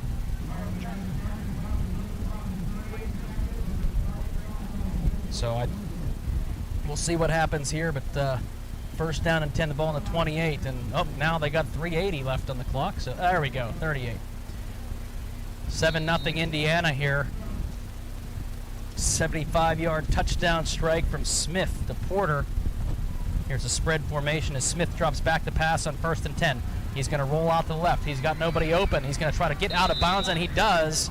24 seconds on the clock as Smith does pick up a couple of yards down about the 23-yard line. So gets out of bounds and again saves a timeout. So you can take a couple shots across the middle here too. Yeah, they still have all 3 timeouts. So their whole playbook is open for whatever Indiana wants to do. I wouldn't be surprised if they try to run that quarterback draw again with Trevor. Good awareness that time by Trevor to tuck that away. Nobody open down the field. Again, 2 receivers left, 2 split to the right. Here comes Brocious in motion, right to the left. Smith, back to pass. He's going to fire it. He looks deep down the field. He's got a receiver in and out of the hands of Porter. Boy, Porter, similar pattern to what he ran on that touchdown. And that ball was threaded in there. We're going to see the replay just out of the reach. Pretty good coverage on Levi Porter. But that's a nice ball. Boy, he splits the coverage in that ball. I think that was number 15. Looked like he might have got a piece of Levi's left arm just at the last second, and that disrupted the catch. Levi would love to have that one back. But that was pretty good defense there. That's a tough catch to make, too, in between 2 defenders. Either way, it is 3rd down and 5 now, 18 seconds on the clock. Indiana leading 7-0, trying to get one more before the half. Here is Porter. With Smith, he's going to fire it deep. That ball is going to be a jump ball caught by Kowchuk. Touchdown! What a great play by Anthony Kowchuk. It was one-on-one coverage. Trevor threw it up. Anthony went up and grabbed that ball right from the defender for a big-time touchdown for the Indiana Indians. Yeah, Pat, I think this play may have been designed to go to Porter. It looked like they were setting something up on a little screen. Well, and he either he pump faked or he didn't like what he saw, and then he went to the one-on-one coverage. That's exactly right. They've been throwing the ball so much to Levi. They pumped it to him. Anthony just ran down and had one-on-one coverage. And that's a great jump ball. Use that size to your advantage. Touchdown 13-0 with 11 seconds left. Ooh, that kick is going to be low and no good. But Indiana is leading 13-0. We're going to take a quick timeout and come back with probably the last kickoff here of the first half. But the Little Indians are on a roll right now with their offense. 60-second timeout back after this. AM 1450 WDAD, 100.3 FM, Brenda Digital TV.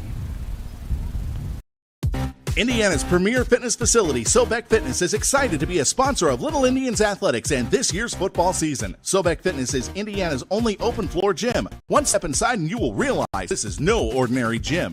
Sobek has the largest selection of equipment to choose from, including plate-loaded machines and plate-select machines. Whether you're a seasoned veteran or new to a gym, Sobek has the equipment for you. Call Sobek Fitness to join, 724-801-8170, or check them out online at SobekFitness.com.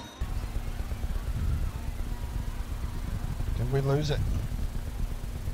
Athletic contests involve strength, determination, and perseverance. The team at Beyond the Sunset Pet Crematory in Indiana understands the importance of those qualities and is proud to be a presenting sponsor of all the Lil Indians video broadcasts this year. The team at Beyond the Sunset can guide your family in creating a meaningful ceremony to honor the life and memory of a beloved pet. When you need help with this celebration, you can find them online at BeyondTheSunsetPets.com, helping families and friends honor their life. It's a squib kick, gonna take the football for Freeport down about the 39-yard line. 3 seconds left.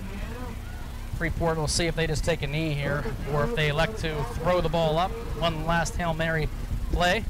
Doug, what'd you see on that touchdown pass?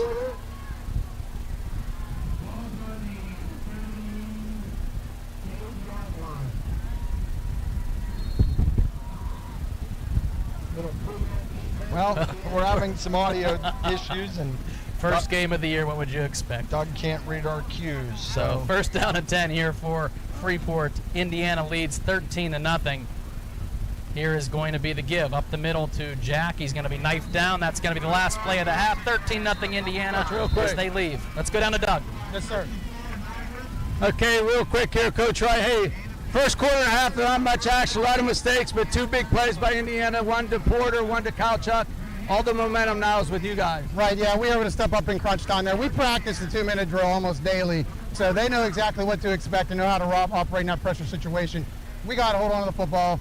We can't turn it over, though. It's going to be a dogfight for another two quarters. Go get them. All right, thank you. There you have it back upstairs. Crimson Wealth Management sideline reports. Thank you, Doug. That's our first half. It is over. It was an enjoyable first half. Exciting. 13-0. Indiana goes into the locker room with the lead. We're going to come back here and take our halftime show. Hopefully we get some of these audio issues figured out for you as well. But our halftime show is going to be brought to you by Indiana Total Therapy. Back in a few minutes here with our Indiana Total Therapy halftime show with some stats. We'll do a game recap and more, all coming up on AM 1450 WDAD, 100.3 FM, and Renda Digital TV. Miss the biggest floor sample sale Dowd's Furniture has had in years. We're cleaning out all the shelves and filling both stores with over $4 million of inventory available for immediate delivery. Sofas, recliners, sectionals, bedroom and dining room furniture, plus lamps, pictures, and accessories, all available now. Hurry in and don't miss out at Dowd's of Plumville and Greensburg. Doesn't your home deserve Dowd's?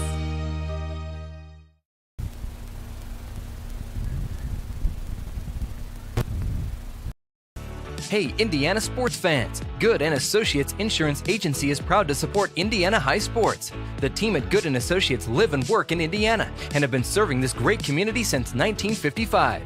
At Good & Associates, the priority is doing what is best for the clients, helping families like yours with auto, home, life, business, and farm insurance. The agency will be there every step of the way. Contact your trusted community advisor today, Good & Associates Insurance, to get a quote. 724-465-8887.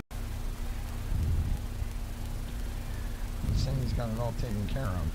Happiness is Friday Night Lights. Happiness is also when InFirst Rewards Checking gives customers money back when they use their card on all those fantastic things in life, such as getting ice cream, family vacations, going to sporting events, and trips to the amusement park. But do you know what truly makes InFirst happy? It's seeing Indiana student athletes shine in the community. Good luck, Indiana High, from the team at InFirst Bank. InFirst Bank, member FDIC. InFirst Bank, here for you since 1922.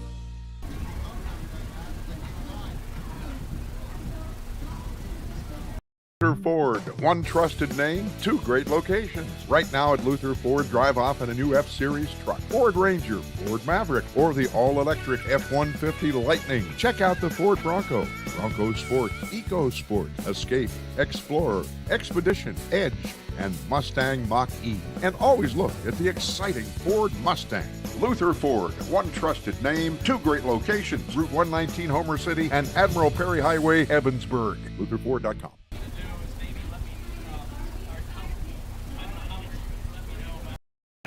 Nick Moore, head coach of the state runner-up Homer Center Lady Wildcats. When I'm not game prepping with the girls, I'm creating financial game plans at Walbeck Insurance. We take time to learn about your specific needs to create a game plan tailored just for you, whether it is auto, home, life, health, or business insurance. Come see me, Nick Moore, at Walbeck Insurance, where we offer more choices, more savings. Call 724-479-9378 to let Coach Nick make a game plan for you.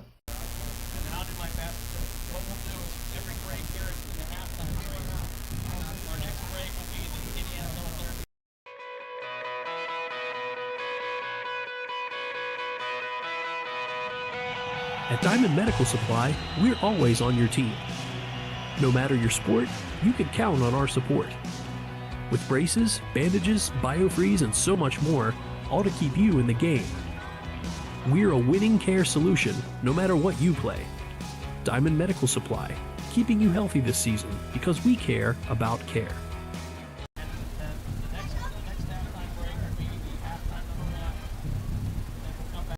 It's Brian from SeaWorld Satellites, your Dish Premier local retailer. Upgrade to Dish from DirecTV and get a $300 prepaid MasterCard. Just mention offer code DTV2DISH. Come in or call us today at 724-463-3200, extension 122 to learn more and make the switch to Dish. That's 724-463-3200, extension 122. Offer ends 11/13/23. Eligibility requirements and restrictions apply. Call for full details.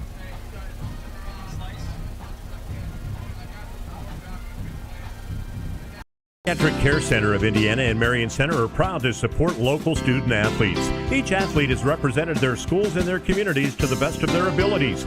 Doctors Rizwan and Amina Jabber and their entire team at both locations would like to wish both teams the best of luck in today's contest and in the future. The Pediatric Care Center, with two locations located in the 119 Professional Center in Indiana and the Mahoning Medical Center in Marion Center, recognized as the best pediatric care team in the Best of Indiana County contest.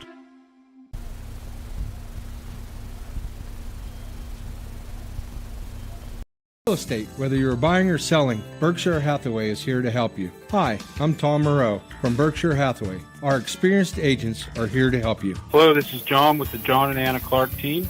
As a member of the community, we would be happy to assist you in buying or selling your home. Call us at 724-331-7455. The face of integrity, passion, and experience, Berkshire Hathaway, 200 South 7th Street, or visit us online at thepreferredrealty.com.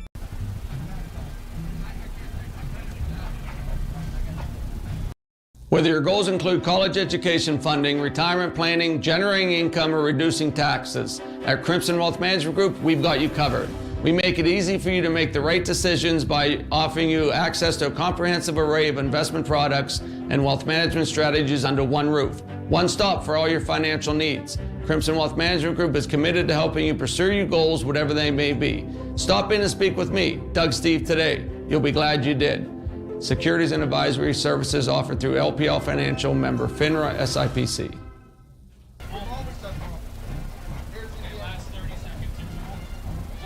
Miss the biggest floor sample sale Dowd's Furniture has had in years. We're cleaning out all the shelves and filling both stores with over $4 million of inventory available for immediate delivery. Sofas, recliners, sectionals, bedroom and dining room furniture, plus lamps, pictures, and accessories, all available now. Hurry in and don't miss out at Dowd's of Plumville and Greensburg. Doesn't your home deserve Dowd's? Indiana Total Therapy halftime show is from Andy Kuzneski Field. 13-0 Indiana High Little Indians. And you mind if I do a quick game recap? I'm going to steal your tablet. Oh, I'm sorry. No, you're good. We're having all kinds of problems here in the booth. We're happy to bring this game to you. It was an entertaining first half. Really, the first quarter was filled with turnovers, though, as Indiana, great opening kickoff, took it into Freeport territory, 3 and out, and Freeport then began a drive of its own and fumbled the football. Indiana came up with it, and they started driving and fumbled it themselves. And then back-to-back interceptions in the next two drives, one by Freeport, one by Indiana. That was kind of the way the first half was going. But Indiana, late in that second quarter, they were facing a third and long situation. A penalty placed them back on the 3rd and 20, I believe, and they were on the 25-yard line, 75 yards to go. And there was Trevor Smith stepping up in the pocket and firing a deep ball to Levi Porter, the sophomore, 75 yards. Porter took it to the house. Extra point was good. That was 7-0. And then after a big stop, Ben Cochran with the big tip on the third down play forced the punt back to Indiana. And then after a nice drive by Indiana, led by Trevor Smith with a couple of nice looking passes, one to Mills, one to Porter, and then that 23-yard touchdown strike. Jump ball to Anthony Kauchuk, who took it into the end zone. Extra point was missed. That was our first half, 13-0. And Pat, you've got some halftime stats brought to you by First Commonwealth Bank. Yeah, we got some First Commonwealth stats here, Mark. Trevor Smith was 5 of 12, 139 yards, 2 touchdowns, 1 interception. Running the ball for Indiana, it looks like Trevor had 8 carries for 33 yards. Levi Porter had 5 carries for 16 yards. Receiving, let's see here. Anthony Kauchuk, 1 reception, 23 yards and a touchdown. James Mill had 1 reception, 27 yards. Levi Porter had 2 receptions for 82 yards and a touchdown. And Evan Brocious had 1 for 7 yards. Indiana really did a good job in penalties. I believe they only had 2 penalties, 1 for 15 yards and 1 for 10. For Freeport, Ross was 3 of 8 for 35 yards with an interception. Indiana has done a good job in the secondary, not giving Freeport any big plays. Good pressure as well. Yeah, and their leading rusher had 12 carries for 23 yards, and Justin Jack. Thank you, Justin Jack. And really, other than that, Indiana's held Freeport in check. The turnovers, the fumble and the interceptions. So Indiana's got to be thrilled being up 13-0 with that late surge in the first half. Those are our First Commonwealth Bank quick stats. Time to be first. Indiana 13-0. Big second quarter there for the Little Indians here. Yeah, I got to give a shout out to our stat man, Zeke Thomas. He's back with us again. Thank you, Zeke, for those halftime stats. We appreciate it. So you are listening to the Indiana Total Therapy halftime show. We're going to come back in 2 minutes and 30 seconds. We'll talk a little bit more about adjustments that may need to be made here in the second half for Indiana. They lead 13-0 at the half. Our halftime show rolls on AM 1450 WDAD, 100.3 FM, and Renda Digital TV, brought to you by Bowser Minnick Funeral Home.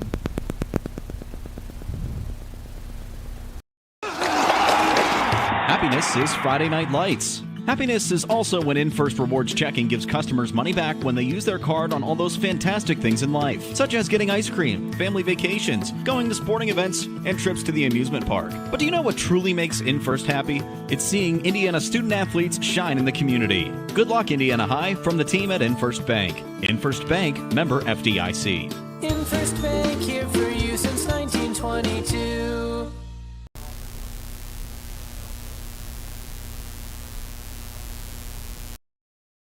We're the lifeblood of the community. It's so much more than just a job. So good patient care is providing top quality care, but also in a timely fashion. They don't need to go to Pittsburgh for that. They can stay right here in their backyard. So when a patient walks into your office, you receive them as your family member. A patient leaves my office feeling heard. And the focus truly is on what will get us our best patient outcome.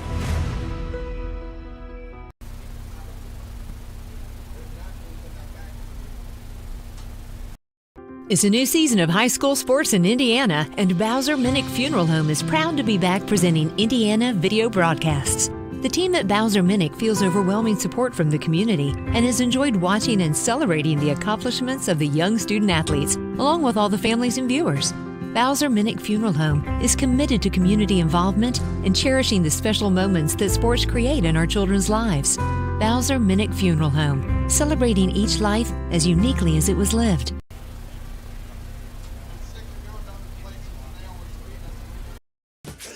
Introducing the new Colonial Advantage at Colonial Auto Group. Our complimentary program with every new and used vehicle. 1 year of no-charge maintenance, meaning you can enjoy your new vehicle and let us take care of the rest. Plus, a lifetime warranty. That's a $2,500 value. The Colonial Advantage program is our way of giving you peace of mind with every Colonial vehicle purchase. Colonial Auto Group, home of the Colonial Advantage. Visit shopcolonialcars.com.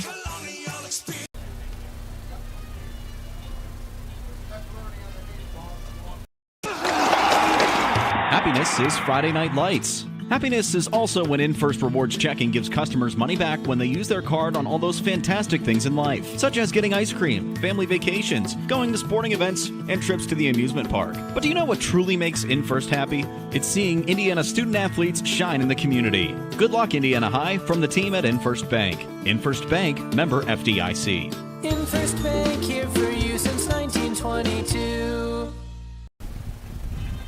Back at our Indiana Total Therapy halftime show, Indiana High Little Indians leading Freeport 13-0. A couple of touchdown strikes to Levi Porter and Anthony Kowchuk helped to give the Little Indians a late lead here in this game. And Pat, if you're the Little Indians, what are you talking about at halftime? What are you telling those kids to do in terms of adjustments needed to make to hold on to this lead in the second half? Well, the first thing you're telling them is, look, we're up 13-0. We had a great end of the second quarter. We got to keep up that intensity. But more importantly, can't turn the football over. You know, that first quarter was sloppy with some turnovers. You know, now the bigger thing is get hydrated, stay hydrated, because a lot of these guys play both ways. So they're on the field the whole time, and quite honestly, that's probably the biggest adjustment. If you're Coach Wright, you might want to go a little bit into your bench to give some guys a breather, get hydrated. But as far as, you know, the defensive front, they've held up well. The secondary, I think, has done a really nice job with these big receivers that Freeport has. But the front has done a good job of getting pressure on this sophomore quarterback. And, you know, that big play by Ben Cochran where he tipped that ball, that was just a tremendous individual effort at the end of the first half there. I was most impressed, I think, with the front, because the defensive front in particular, because early on in this game, it went back and forth, and really we saw even the offensive lines of both teams struggling a little bit to protect the quarterback. I thought the offensive line, first of all, did a better job there late in that second half of being able to give Smith enough time. They gave him a pocket to be able to work with, and that's what led to the one touchdown pass. He was able to step up in that pocket. And the defensive line, you just mentioned it, they've been getting enough pressure, forcing Drew Ross to be a little more uncomfortable when he's been in the backfield, and that's, I think, definitely helped make him throw some passes that he probably would like to have back. Yeah, absolutely. And, you know, when you look at it, I think the couple runs that Trevor Smith had kind of had to soften up that Freeport defense a little bit, because Trevor started to get some 5, 6, 7 yard runs. Now they can't sell out quite as much. And then the couple times on the long pass to Porter we saw, that front, they got pressure. Trevor stepped up, set his feet, and put the ball right on the money. So Indiana's, you know, they've got a long way to go here, but they are beneficiaries of a couple big plays. And keep your eye on one thing. I think Smith gets a little confidence here with a couple of those passes. If he gets some time and he starts to recognize that one-on-one coverage, you mentioned the size of Freeport's receivers. Indiana's got two big ones as well that he can look at, and I think if he sees those one-on-one matchups, you might see more passes like we saw at the end of the first half. Yeah, you know, really, that touchdown to Anthony, it was a hard fake to Levi where they run, you know, everybody starts to flow towards that quick out, and Anthony just ran right down the hash mark and went up and made a play. The other pass I was really impressed with was the out route to James Mill, where he caught it right in stride and was able to get a big 30-some yard gain.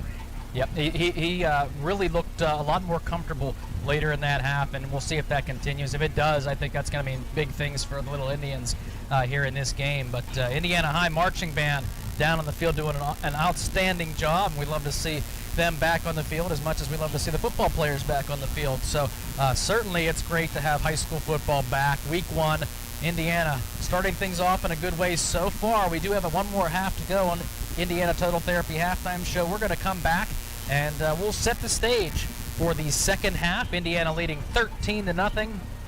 And you're listening to AM 1450 WDAD 100.3 FM and Renda Digital TV, brought to you by Bowser Minnick Funeral Home.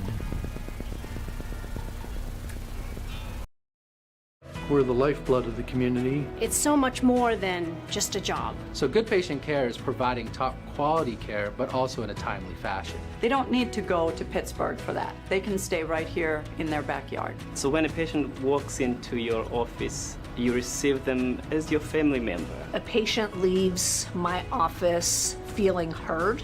And the focus truly is on what will get us our best patient outcome.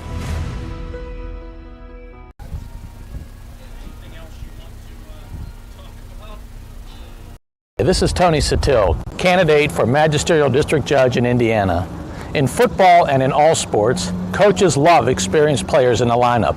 It's what sets winners apart.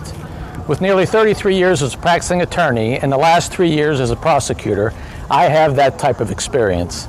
I've also been dedicated to serving our community and our young people for many years. I have the experience our next district judge needs, and I ask for your vote.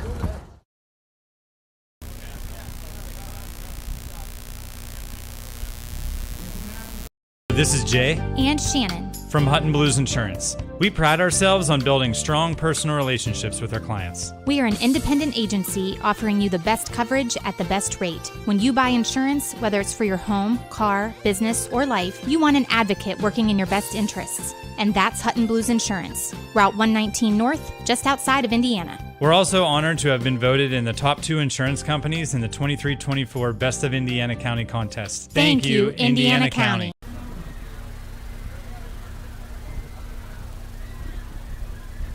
Miss the biggest floor sample sale Dowd's Furniture has had in years. We're cleaning out all the shelves and filling both stores with over $4 million of inventory available for immediate delivery. Sofas, recliners, sectionals, bedroom and dining room furniture, plus lamps, pictures, and accessories, all available now. Hurry in and don't miss out at Dowd's of Plumville and Greensburg. Doesn't your home deserve Dowd's?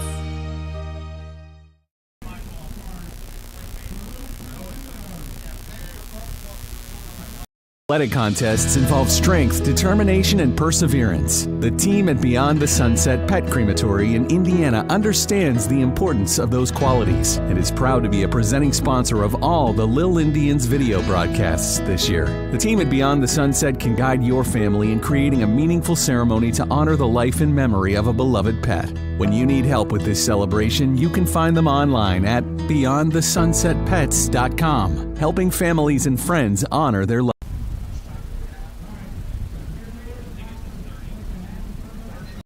It's Brian from SeaWorld Satellites, your Dish Premier local retailer. Upgrade to Dish from DirecTV and get a $300 prepaid MasterCard. Just mention offer code DTV2DISH. Come in or call us today at 724-463-3200, extension 122 to learn more and make the switch to Dish. That's 724-463-3200, extension 122. Offer ends 11/13/23. Eligibility requirements and restrictions apply. Call for full details. That wraps up our Indiana Total Therapy halftime show as we are back here at Andy Kuznetsky Field, and both teams now back out doing some stretches. I assume they got hydrated. Now they're stretching out, making sure this hot, humid evening here for the week 1 of high school football is going to prevent any other injuries or cramps or anything else. We just saw the one to Ledniskus, making sure he's still out there. I don't know if I did see him down there, but I'm not going to say he's not. But we will keep an eye on that. I don't remember seeing him out on the field those last couple of drives, so Doug can't hear us right now, but I'd be curious to see if we can get an update on that. We'll see if maybe we can go down to the sidelines for a Crimson Wealth Management sideline report. Okay, down here on the field, the breeze has picked up down there. It actually feels nice here in the second half. Hopefully that doesn't mean rain is coming in. Hopefully we can get this game over with. But again, a lot of excitement on the Indiana players as they come out onto the field because of the excitement they created in the last couple plays of the last 2 series of the first half. One injury update: Quinn Ledniskus is not a hamstring. It's more of a hamstring injury, not a cramp. So I don't think he was taken off on the Gator cart at the end of the first half. So I don't think you'll be seeing him the rest of this evening. So. Indiana will kick off to begin the second half, and hey, the first series of the third quarter will be important for Indiana's defense to get off the field and get the offense the ball back upstairs. Thank you, Doug, at Crimson Wealth Management sideline report. And it just the way he pulled up there and went down, it looked odd, more than just a cramp, and I was hoping you were right, and I was wrong hoping that it was just a cramp. And if it's just a hamstring, maybe it's just a strain, or it just felt a little bit of a pull, but you hope that that young man, it's nothing serious, and it's just a precaution to keep him out the rest of this game. And look, this early in the season, with the heat and the humidity, you want to give every precaution. It's a long season ahead of us, so let's keep things in perspective, and hopefully Indiana can hold up here. And like Doug said, that first drive of the third quarter is critical for Indiana to get a stop, get the ball back, and put this ball into their offense's hands. We are going to take a 60-second timeout, and when we come back, we will have the second half kickoff brought to you by Grand Beginnings Children's Center. So that's coming up right after this 60-second break. You are listening to an Indiana Regional Medical Center High School Sports Night on AM 1450 WDAD, 100.3 FM, and Renda Digital TV, brought to you by Bowser Minnick Funeral Home.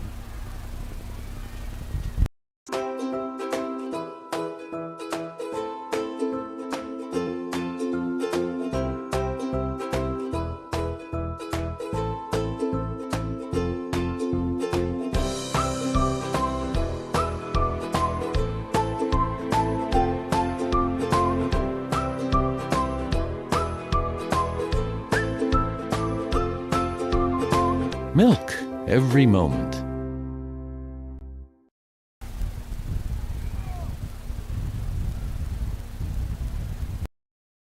We're the lifeblood of the community. It's so much more than just a job. So good patient care is providing top quality care, but also in a timely fashion. They don't need to go to Pittsburgh for that. They can stay right here in their backyard. So when a patient walks into your office, you receive them as your family member. A patient leaves my office feeling heard. And the focus truly is on what will get us our best patient outcome.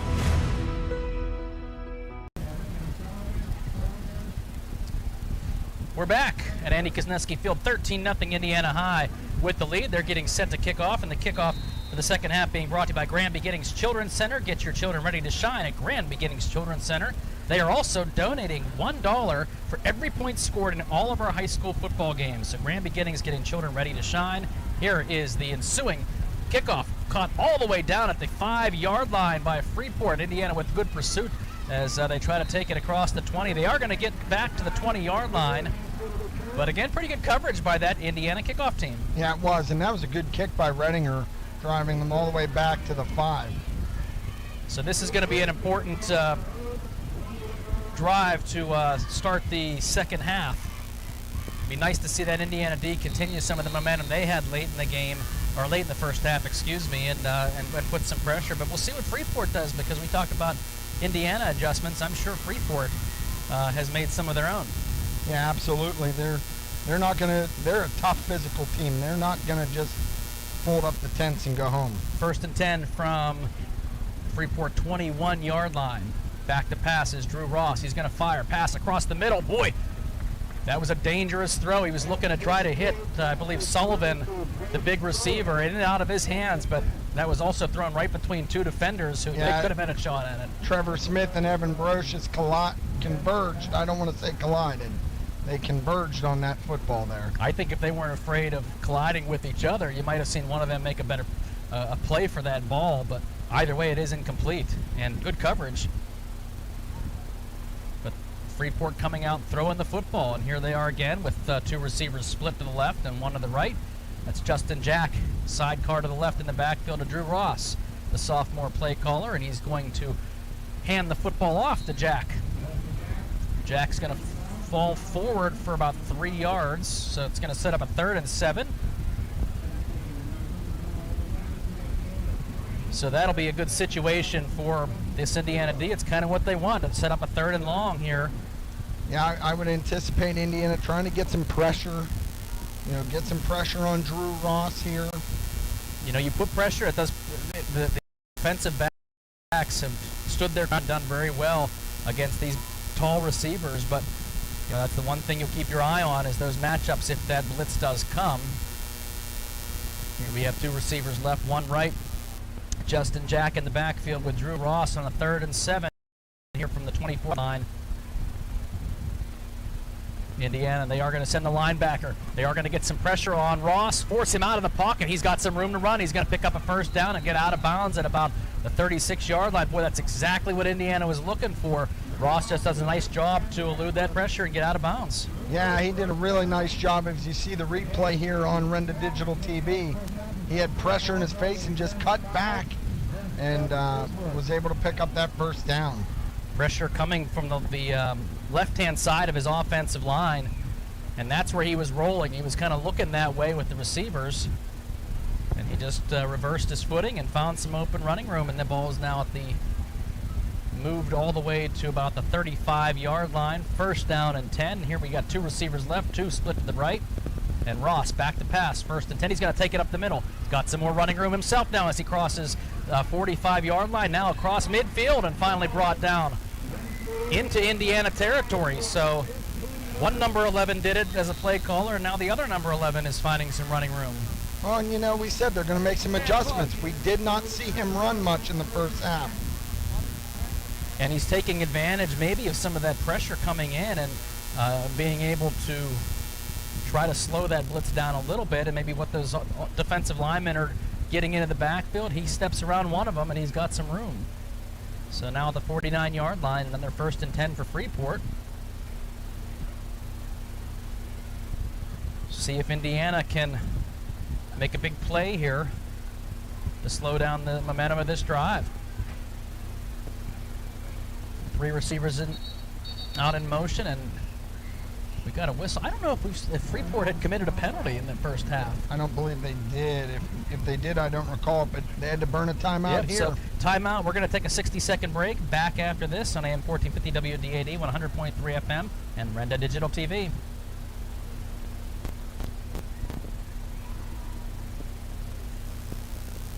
Okay, 60 seconds. Hello, this is attorney Patrick Doherty. In sports, teamwork is important. That's why I'm pleased to announce the addition of attorney Amy Doherty to my team.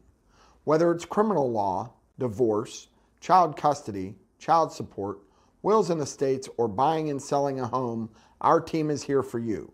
Visit us at 737 Water Street in downtown Indiana to discuss how our team can work for you. Good luck this season from the law office of Patrick Doherty. Dad? Okay, we'll just come back late. Whether your goals include college education funding, retirement planning, generating income, or reducing taxes, at Crimson Wealth Management Group, we've got you covered. We make it easy for you to make the right decisions by offering you access to a comprehensive array of investment products and wealth management strategies under one roof. One stop for all your financial needs. Crimson Wealth Management Group is committed to helping you pursue your goals, whatever they may be. Stop in and speak with me, Doug Steve, today. You'll be glad you did. Securities and advisory services offered through LPL Financial, member FINRA SIPC. As we come back, Ross, under some pressure, keeps the football. He takes it up for about 3 yards. Brought down. Again, good pressure by the Little Indians, but Ross now continuing to run the football, 2nd and 7. Indiana leading 13-0 here, 9 minutes to go in the third quarter. Shotgun formation, back to pass is Ross. He throws that ball short. Well, that was kind of a no man's land. Yeah, and I'll tell you why. There was a red shirt on every receiver that went out in that route. Ross really had nowhere to go with that football. Good job by the Indiana secondary. And you could tell that defense, that pressure is getting in his head a little bit because he was trying to get rid of that football quickly. Yeah, I mean, they really kind of found something with having him run, and then they went back to it again, and Indiana was able to sniff it out. I wouldn't be surprised if he gets out in the try to get on the move a little bit here, either to throw it on the run or take it himself on 3rd and 7 at the Indiana 46-yard line with the Little Indians leading 13-0. Here comes pressure. Here comes the blitz by Kowchuk. He's got a hole, but Ross is able to elude that pressure, but he's going to throw it away. Boy, that's good. Anthony Kowchuk is hitting the turf, not too hard there. You don't want to break those hands. But if you look on the replay on Renda Digital, Anthony comes absolutely clean. You just want him to break down and run through the tackle. He went by him, and Ross did a good job of eluding it and then throwing it out of bounds, bringing up a big 4th down. But Anthony did his job. I know he didn't get the sack, but he forced the 4th down, and 4th down and 7. And I think you're going to see a punt here. I know earlier in the game we were like, oh, that's potential 4-down territory. I don't think that is right now. Now, Freeport wants to pin Indiana deep and make them have a long field to go. 9 minutes to go here in the third quarter. And here is going to be the kick. I believe that's Sellinger with the kick. It's going to be a short punt. A good roll. But another good roll here. Oh, we got something here. We got something here. When Nygren just pushed the blocker back and laid on top of him. Meanwhile, that was Sellinger going at it with another blocker. I think this is going to pin Indiana back, as it just didn't look good on the replay. We'll see if we can spot anything that happened. Well, that replay just, we can't get the look of what happened. The angle there. All the way back. It was back right around the 40-yard line. And everybody was out of the play. There just wasn't anything that was not necessary at all. And they are going to call a personal foul on Indiana. And that's just something I think Coach Wright's talking to them right now and just saying, look, guys, got to get your emotions in check here. We're winning the football game. And there was just no reason to continue with some of that pressure. And that ball is now going to be moved all the way back. Right now it's at the 6-yard line. So they're pinned way deep. Yeah, I mean, Freeport was very fortunate because the punter went down to field that snap, and he almost had his knee on the ground, but he was able to field the ball and get the punt off. So anyways, Indiana is going to be faced with a 1st down and 10 from the 6-yard line. They're leading 13-0, and the give is going to be up the middle. That's Porter going to find a couple of yards. Maybe give him a little bit of breathing room. Right about to the 8, maybe the 9-yard line. So they're going to give him 3.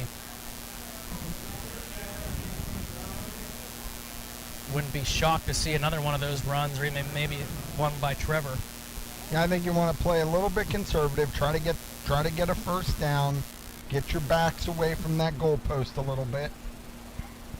8:20 and counting here. 13-0 here in the third quarter. Indiana with the lead. A couple big touchdown passes by Smith in the second quarter.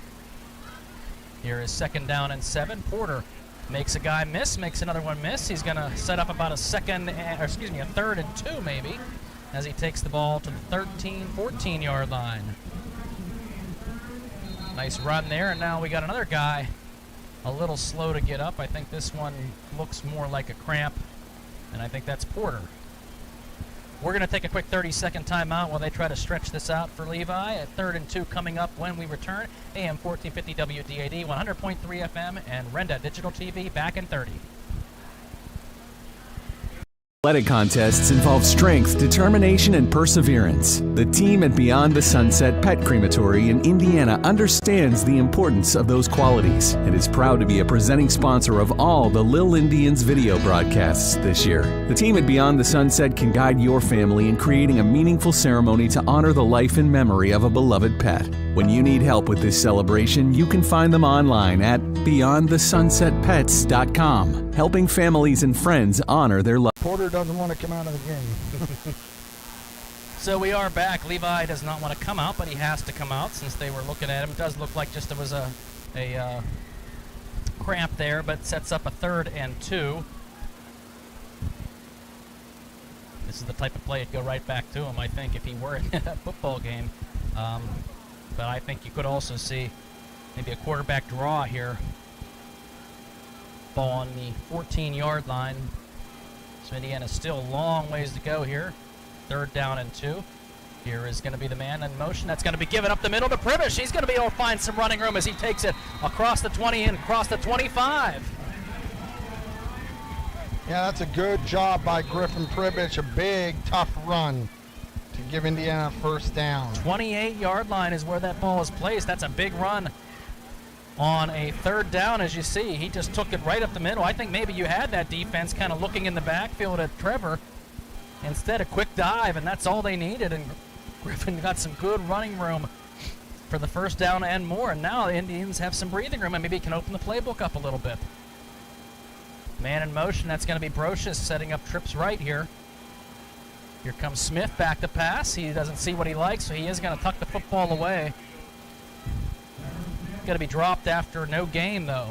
He was looking for a quick pass, wasn't there. Yeah, they came back out into that trip stack and trying to get the ball quickly to Evan, and it wasn't there, so Trevor just wisely tucked it, got back to the original line of scrimmage. Well, that's a senior quarterback, in right. Making that read and knowing not to force it and instead taking what amounted to a no gain.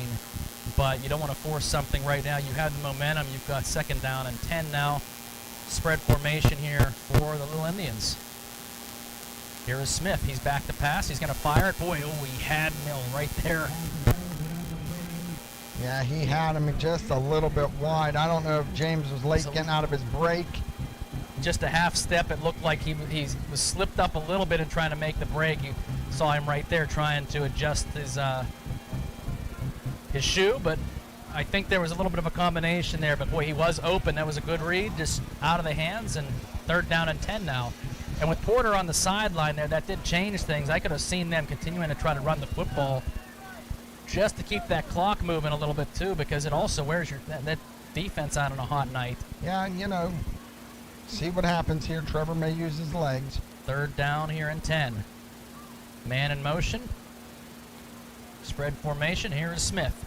He's back to pass. He's going to step up in the pocket. He's going to fire it deep. He's got a receiver. Brocious, did he hold on to it? He did. 1st down and more. What a nice job by Evan Brocious on this. Here's the Renda replay. Again, Smith, great job. Pocket presence. A good pocket there set up for him as he steps up and he fires it. One-on-one coverage. And boy, good awareness by Evan Brocious to turn around and be able to get that football caught all the way down to the Freeport 41-yard line. He almost went over the defender's back and grabbed that ball because the defender had his back to the quarterback, never saw the ball, and Evan did a great job to get that football. Here's that bunch right again here for Indiana on 1st and 10, now in Freeport territory. Pitch is going to be to Porter, but boy, he's going to be swallowed up. He breaks a tackle. Oh, he breaks another one, but they're finally going to drop him. He is going to get a loss, but I guess the calf's okay for Levi because he was able to break a number of tackles on that drive. Yeah, I mean, he really did a good job. There's the replay there. 1, 2, 3. I counted 4 broken tackles. Unfortunately, it goes down as about a 5-yard loss. They're actually going to give him a loss of 6, and he's coming off now. Just a little hobbled. I could tell it's just not quite stretched out the way he wanted it, and that, well, breaking all those tackles probably didn't help much. So we'll see a 3rd and it looks like it's going to be 2nd and 16. Or is that, yeah, it should be 2nd and 16. The board initially had 3rd. That's not the case. Indiana now Indiana's going to have to use a timeout. The play clock ran out. Luxembourg's Jewelers timeout. Indiana Mall in downtown Indiana. Luxembourg's Jewelers. We'll take a 60-second break. Come right back after this.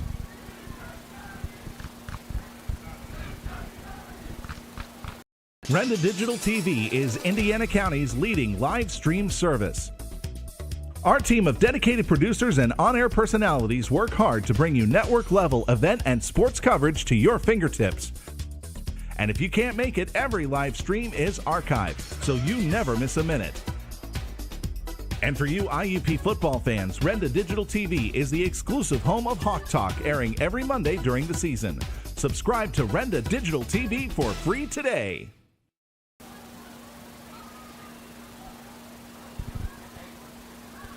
Luxembourg's Jewelers, a proud supporter of all the area athletes, would like to wish the best of luck to all the Heritage Conference schools and, of course, the Indiana Little Indians this season. With 2 convenient locations, Luxembourg's Jewelers is the winning choice for gifts of any occasion. Show your school pride with gifts ranging from beautifully logoed coffee mugs, keychains, money clips, water bottles, and more. From the Indiana Mall to downtown Indiana, Kip, Jeff, and the Luxembourg's team wishes everyone an MVP season. Luxembourg's Jewelers is Indiana's jeweler. And as we come back on a 2nd and 15, long cadence here, and Smith gets him to drum. So that's a penalty against Freeport. It's going to move them up a little bit closer, so now 2nd and 11. You know, Indiana was really good at doing that last year. This is the first time they, I think, even tried to do it this year, and they got Freeport to jump. Well, that makes it a little bit more manageable here. Still in Freeport territory at the 42, so... And they're leading 13-0, so Indiana's not in any hurry right now. Man in motion here for Little Indians. Here's Smith. He's back to pass. He's going to look to fire it. He has Mill over the 40. Mill breaks 1 tackle. He's still on his feet at the 30. He's trying to keep in bounds, but finally steps out. Boy, he saw some room there. He wanted to stay in bounds, but just couldn't keep his feet. We got an injured Freeport player, and they're hustling out to him. So we'll look at this replay real quick. A good out pattern again. Good pass to James Mill. That's Kowchuk, actually. I'm sorry, Kowchuk, yeah. Well, the 1 and the 3, you know, it's close. Either way, Anthony Kowchuk, I should give him credit. Let's take a 30-second timeout as they tend to the injured Freeport player, and we'll come back on a 1st and 10 for Indiana when we return. You're listening to AM 1450 WD80, 100.3 FM, and Renda Digital TV, brought to you by Bowser Minnick Funeral Homes. Hello, this is attorney Patrick Doherty. In sports, teamwork is important. That's why I'm pleased to announce the addition of attorney Amy Doherty to my team. Whether it's criminal law, divorce, child custody, child support, wills and estates, or buying and selling a home, our team is here for you. Visit us at 737 Water Street in downtown Indiana to discuss how our team can work for you. Good luck this season from the Law Office of Patrick Doherty. They help that young man off as we return here on a 1st and 10. Anthony Kowchuk on the big reception. I think that may be his 2nd catch of the night for Indiana. Gets them a 1st down, and now they're all the way down to the 28-yard line. 3:50 left to go in a 3rd quarter. That sees Indiana leading 13-0. Here is Smith back to pass. Good rush, but it's an inside screen to Levi Porter. He's got some running room. Makes one guy miss. He's in the red zone. Porter's on his feet into the end zone for a touchdown! Perfect play call there as they took advantage of the blitz coming. All the pressure's coming in, and then Smith just dumps it over the top to Levi Porter, who had all room, the kind of room he needed. Porter makes one guy miss and then just stays on his feet. Good to see that calf in good shape. And another touchdown pass for Trevor Smith, third on the night, and Indiana now leads 19-0. Add 6 more to the grand beginnings total. $19 going to the Teddy Bear Fund Drive. Let's hope we can add another one here, make it an even 20 with this extra point. Redinger's on to kick this extra point. Try to go down to Doug Steve after this break. We'll do a quick 30-second break after the kickoff. And the extra point is up, and it's good. 20-0 Indiana leads. 3:35 left to go in the third quarter. Back in 30 seconds. AM 1450 WDAD, 100.3 FM, and Renda Digital TV. Whether your goals include college education funding, retirement planning, generating income, or reducing taxes, at Crimson Wealth Management Group, we've got you covered. We make it easy for you to make the right decisions by offering you access to a comprehensive array of investment products and wealth management strategies under one roof. One stop for all your financial needs. Crimson Wealth Management Group is committed to helping you pursue your goals, whatever they may be. Stop in and speak with me, Doug Steve, today. You'll be glad you did. Securities and advisory services offered through LPL Financial, member FINRA SIPC.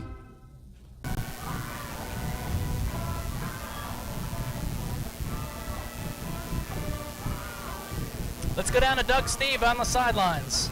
Okay, as the offense, both offenses, as the game's going on, you can see that fatigue and cramps are setting in.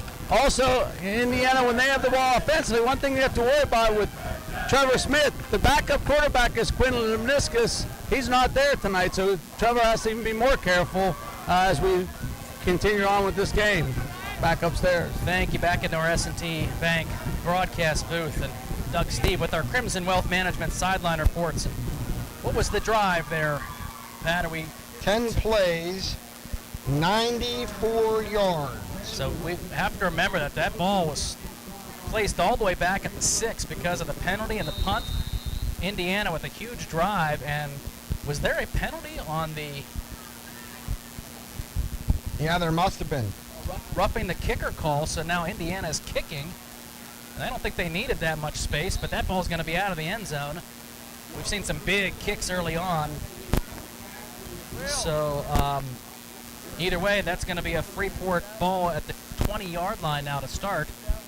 And Indiana offense is looking awfully sharp right now.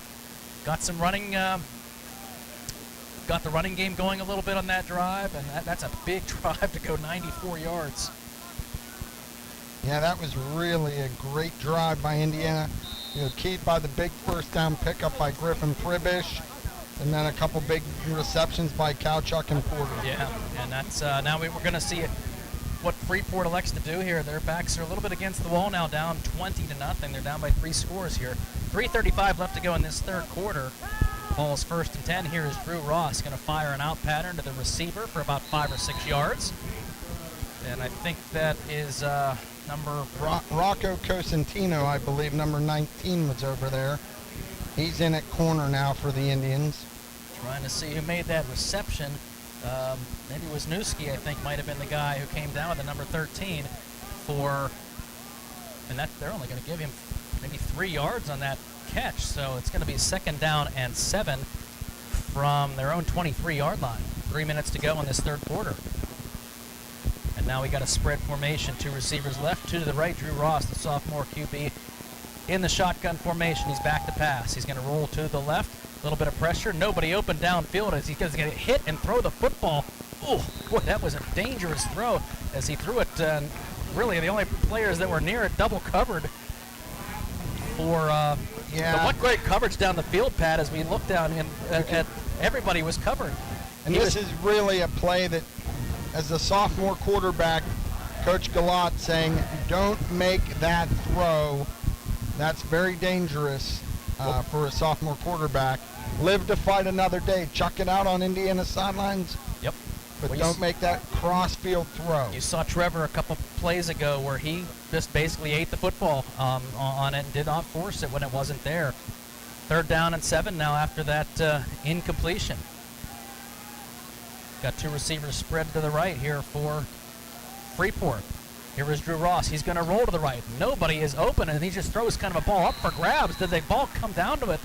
Is that Sellinger? He did come down with that football for a first down. Right towing the sidelines here as we look at the replay. I thought he was just going to throw this out of bounds because he got bottled up. Indiana, great coverage again, and they forced. Boy, it was in double covered too down there. Double coverage right on the sideline. Great job by the receiver to keep his feet in bounds. That's Cyprian Sellinger, who is the 5'10 senior, making a great catch for a first down for Freeport, and they needed that badly because if they do not want to turn the football back over to Indiana with the way their offense has been rolling tonight. Now they're going to have to throw the ball a lot here because they got to come up with 20 points quickly. 2:10 left to go in a rolling 3rd quarter clock.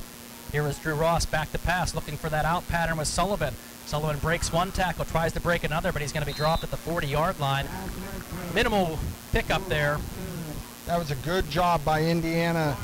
There you had Evan Brocious made the initial contact, then Kowchuk comes in, and number 50, is that Dylan Rice? Yes. Yeah, Rice was there as well. Yeah. That looked like a zone defense set up there for the Little Indians that time.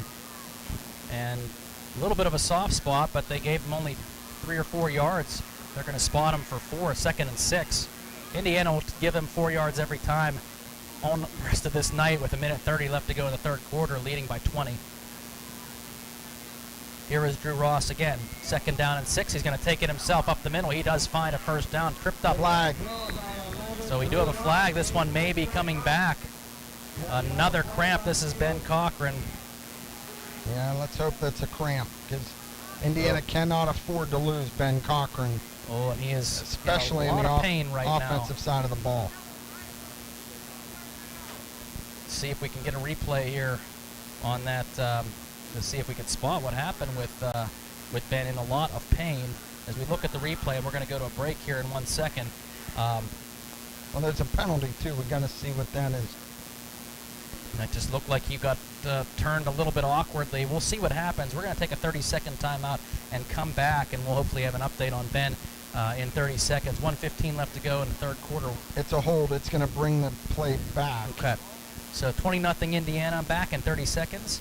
AM 1450 WD80, 100.3 FM, and Renda Digital TV. At IRMC, we have all of the necessary pieces in place to perform complex operations, including highly skilled and specially trained surgeons, their support team of experts, and advanced technology like the Da Vinci robotic surgical system. As a result, patients spend less time in the hospital, recover faster, and get treated close to home. So there's no reason to puzzle over where you should get your surgical care. The answer is right here at IRMC. Back here, 3rd quarter action, 20-0 Indiana High with the lead here. 2nd down, and it looks like it's going to be 2nd and 10 after a holding call brings the run back. What's more important right now is the health of Ben Cochran, who went down awkwardly.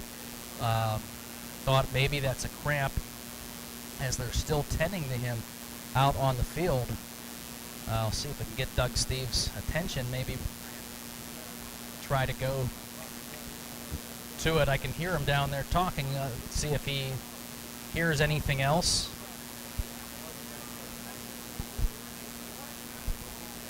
But in the meantime, Indiana doing a nice job here of really slowing down the offense of Freeport.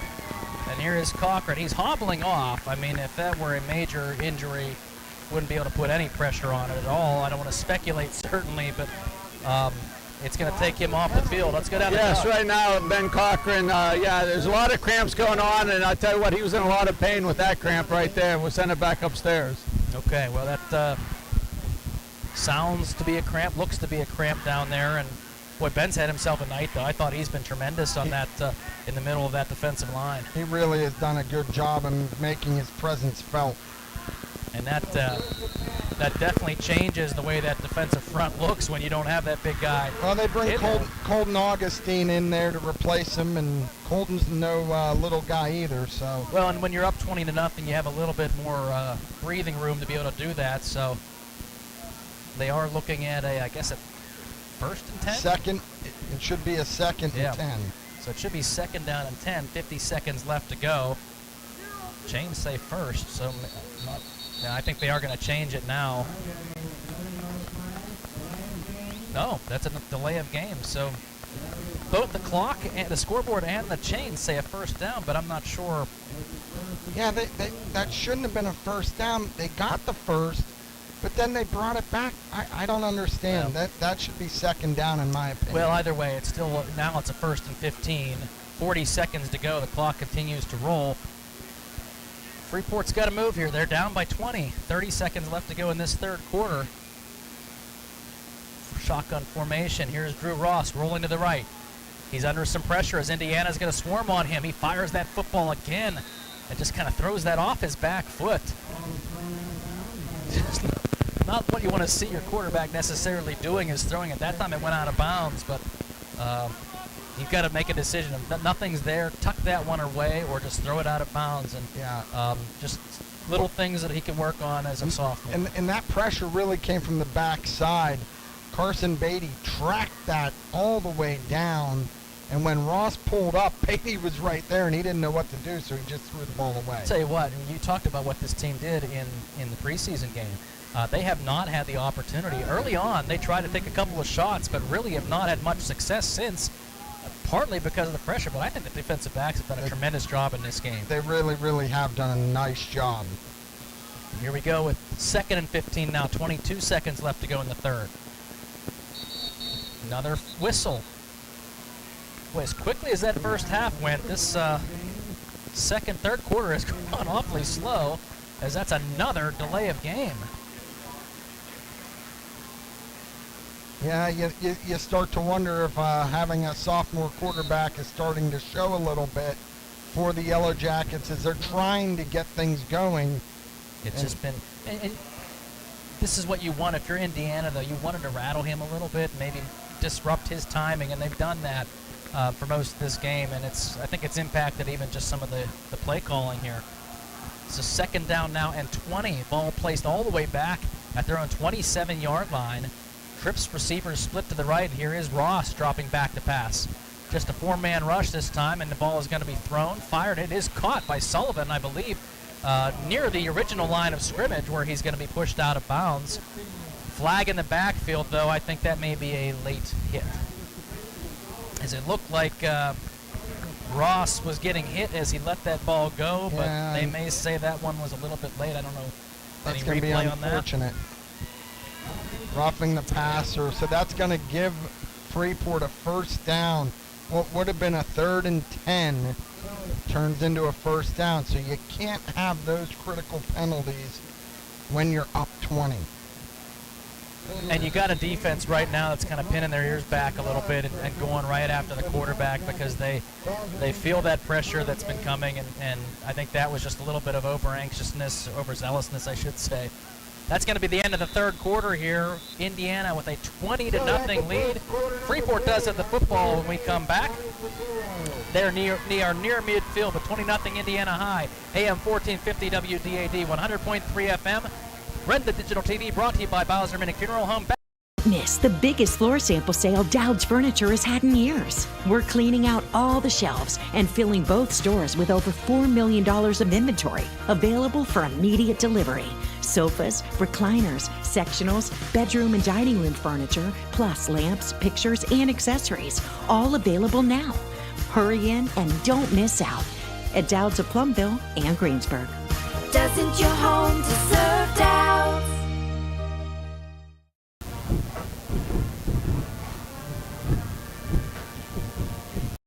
It's Brian from SeaWorld Satellites, your Dish Premier local retailer. Upgrade to Dish from DirecTV and get a $300 prepaid MasterCard. Just mention offer code DTV2DISH. Come in or call us today at 724-463-3200, extension 122 to learn more and make the switch to Dish. That's 724-463-3200, extension 122. Offer ends 11/13/23. Eligibility requirements and restrictions apply. Call for full details.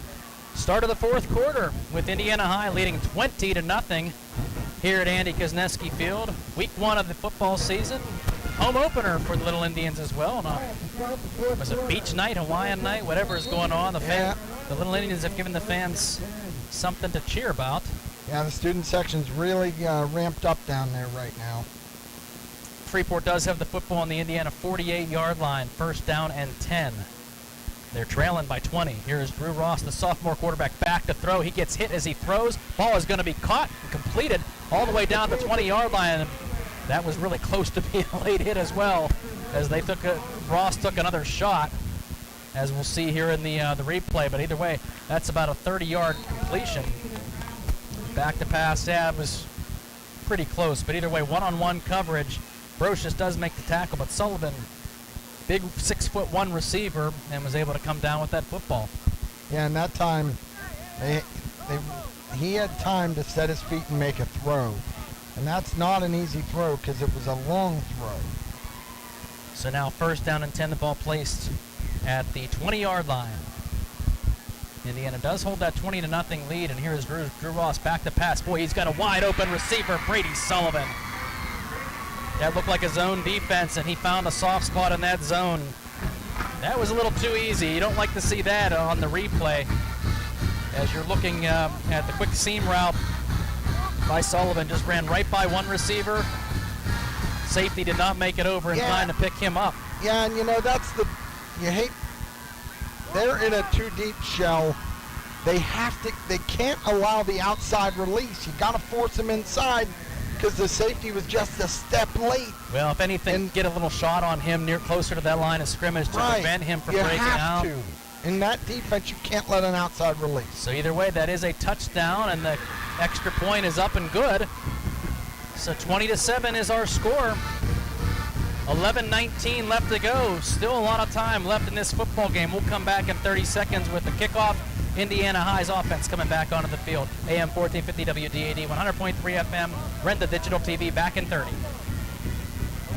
Luther Ford, one trusted name, two great locations. Right now at Luther Ford, drive off in a new F-Series truck, Ford Ranger, Ford Maverick, or the all-electric F-150 Lightning. Check out the Ford Bronco, Bronco Sport, Eco Sport, Escape, Explorer, Expedition, Edge, and Mustang Mach-E. And always look at the exciting Ford Mustang. Luther Ford, one trusted name, two great locations, Route 119 Homer City and Admiral Perry Highway, Evansburg. LutherFord.com. All right, back at Andy Kosneski Field, 20-7 after that touchdown pass from Drew Ross to Brady Sullivan. That's a drive that Freeport desperately needed as they were losing 20-0, but now make it 20-7. Yeah, let's see if Indiana can answer now. So they've done a nice job here, and this is a Freeport offense that we've seen take some of those shots a lot in the preseason, and expected more of them tonight. Have not gotten as many. But we'll see what happens here, as the kickoff is going to be deep, and they're going to let it go out of bounds. So smart play that time. I think that was Porter who just watched the ball roll, and they're going to get some good field position after that ball goes out of bounds on a procedure call. Let's see if we can, if Doug is down there, if we can get any thoughts on him on that.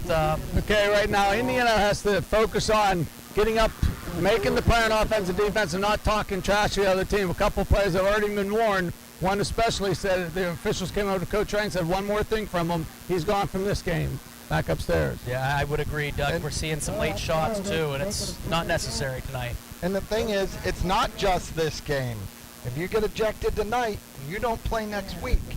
So yeah, Indiana's going to make them re-kick this instead of taking the yardage. Ah.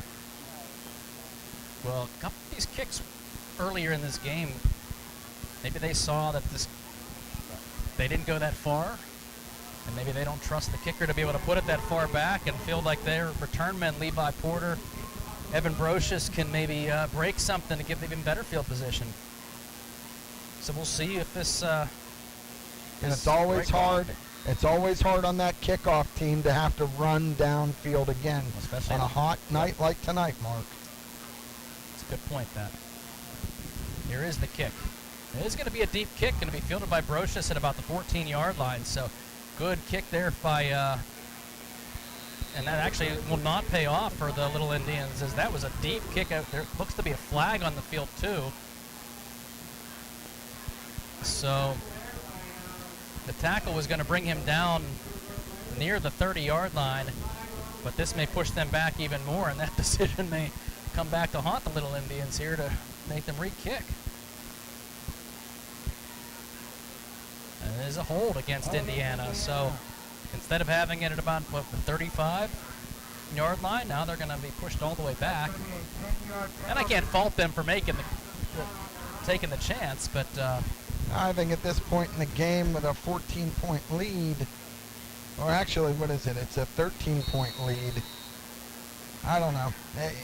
I can see both sides. Yeah. Hindsight's 20/20. I think they were looking to maybe that they saw something different, but yeah. They're looking to make a big play in the kicking game, and I get it. Either way, they're placed all the way back in the 22. 11-12 left to go in the game. A lot of time left here, and the ball is going to be handed to Porter. I'm sorry, no, that's not Porter. That's going to be number 19. Cosentino. Rocco Cosentino. He's a 5'9" junior. Gets about 2 or 3 yards on the carry. That's going to be 2nd and 7 here for Indiana. They're going to take their time, too. I don't expect them really to do much more than maybe try to milk this clock as much as they can. You might see them take a shot or two, but well, you can't stop running your offense. It's too early. 2 running backs in the backfield right now. 2 receivers split, 1 left, 1 right. Shotgun formation. Man going to be in motion, and here is going to be Trevor Smith. He's going to roll to his left, looking to try to direct the offense a little bit, and he's dragged down after picking up, well, maybe a yard. Maybe half a yard. And that was an awkward-looking tackle, too, the way they... So we'll see. Is there a flag on that? Yeah, it sounded like it, although I didn't see it as the replay. Ooh, are they going to say a horse collar? I don't know who the flag was on. Oh, no, that's going to be on Indiana. So Little Indians, I think penalties are really starting to add up for them. Whether it's personal foul or holding, I mean, that certainly changes things again. And they got out of this hold before early in the game by that 75-yard touchdown pass. Yeah, 2nd and 19 now on the -15. Backed up. And that's part of fatigue and things, Mark. You know, you start getting tired, so you reach and grab. 10 minutes left to go in the football game. Indiana leading 20-7. The ball is going to be completed to Kalchuk out in the flat, but only for a couple of yards. Still going to be 3rd and very long here. Wisniewski on the tackle there. We got a replay on Rented Digital. So good coverage that time. Thought we might have seen that seam route again that's got the touchdown pass to Porter. I think he'd like to try to get one-on-one coverage down the field a little bit with either Miller or Kalchuk. Here is the 3rd down and long play. Across the middle, intercepted by Freeport. And that is Sullivan who's going to take the football. He's going to take it all the way to the house. Not what Indiana needed right there, as that's a pick 6 for Freeport. They're back in this football game. We'll take a look at this replay to see what Trevor Smith saw. Had some time, and I don't know whether or not his arm was hit, but that ball underthrown. That was well underthrown, and so that still is the result to me, Pat, of penalties. You keep taking penalties to push you back like that, and that sets up a 3rd and a long situation you don't want to be in. No, and you get off schedule. That's what happens. So penalties cost them on that drive, and that's a pick 6. And the ball is going to be, extra point is good. Got a 6-point football game, 20-13, 9:18 left to go in this game. We'll be back in 30 seconds. Got a good one on our hands here tonight. Indiana with the lead, but Freeport storming back. AM 1450 WDAD, 100.3 FM. Renda Digital TV, brought to you by Bowser Minnick Funeral.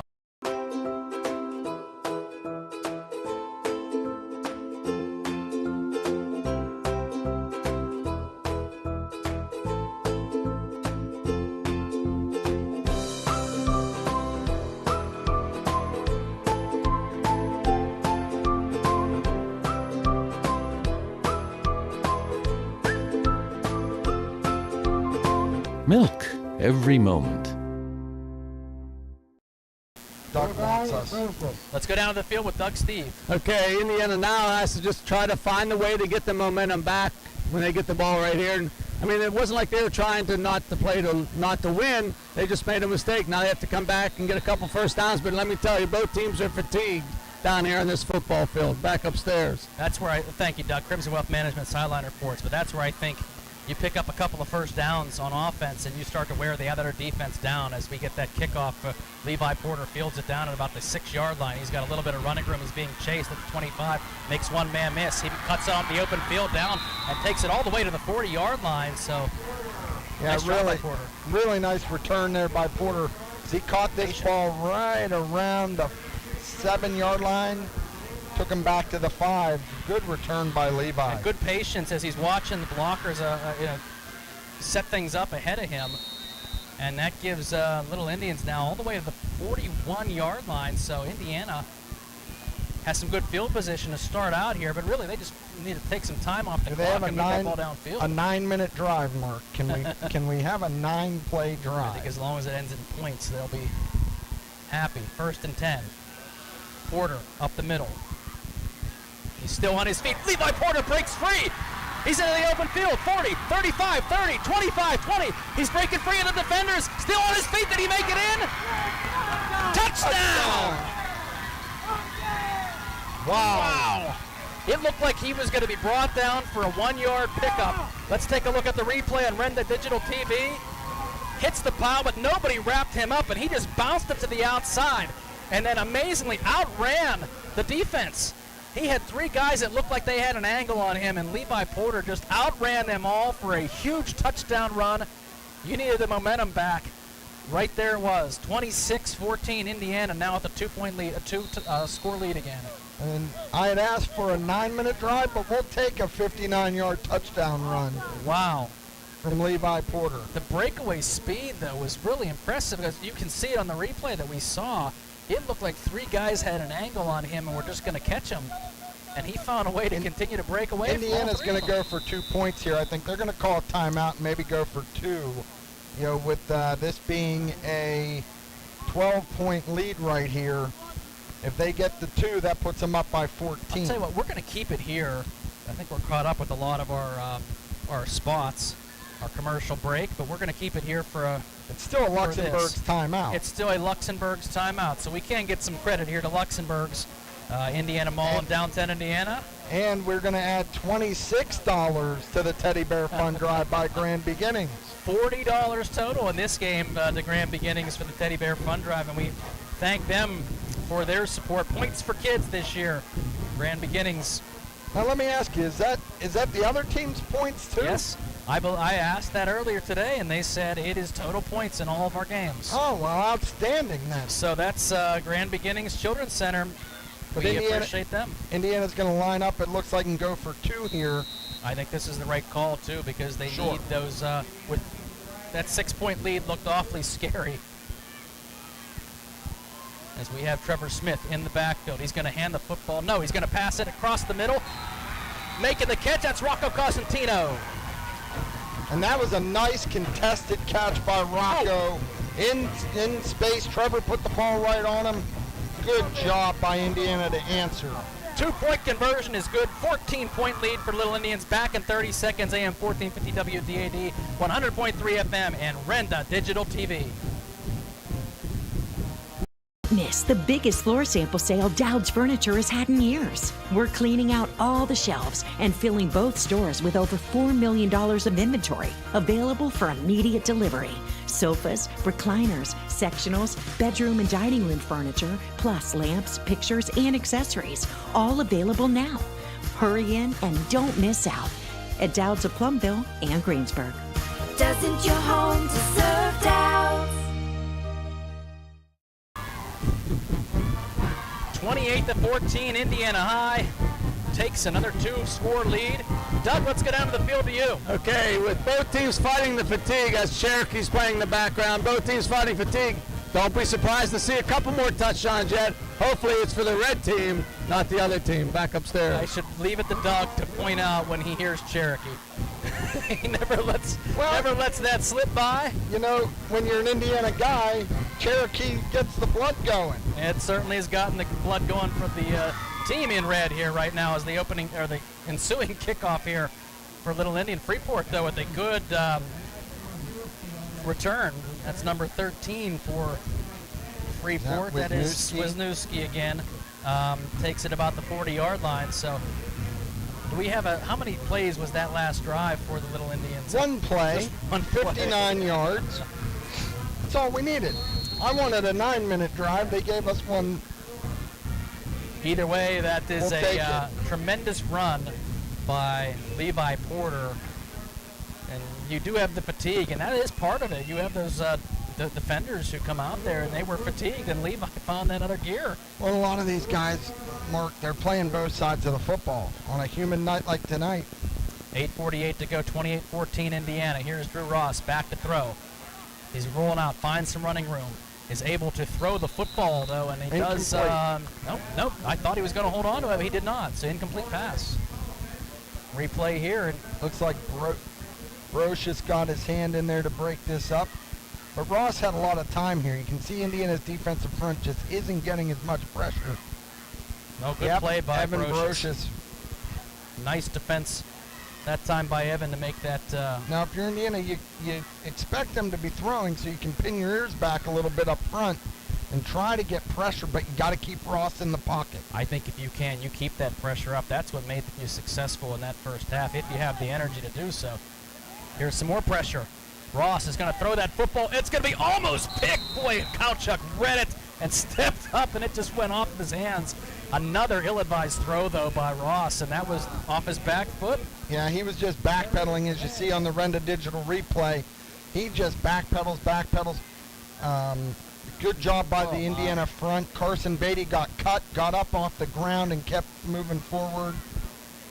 That was a great job by the defense, and Kowchuk almost took that one to the house. He catches that. He's probably still running up the hill.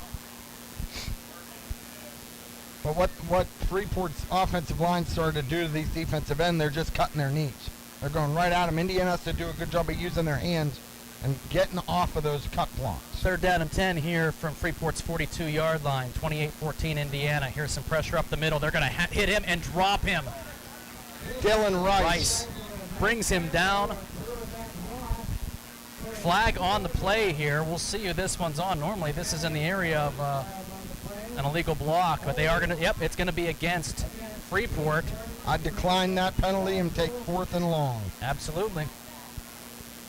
You force them to make a tough decision right now.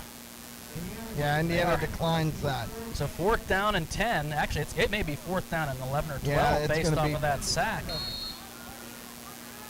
And yeah, it's going to be right on the 40-yard line. 2-score game, but still 8.5 minutes left. I would expect them to punt from this place on the field. But we will see. 4th and 12. Indiana doesn't have anybody back yet. I think they're waiting to see what happens here. Yeah, they are going to send that Sellinger back, and that's you hear the announcer that he had some nice punt. He has had some nice punts. Yeah, if you're Levi, the main thing here is catch the football in the air. Don't let it get a roll. Fair catch is fine. Because he's had some that have rolled quite a bit. Another high kick.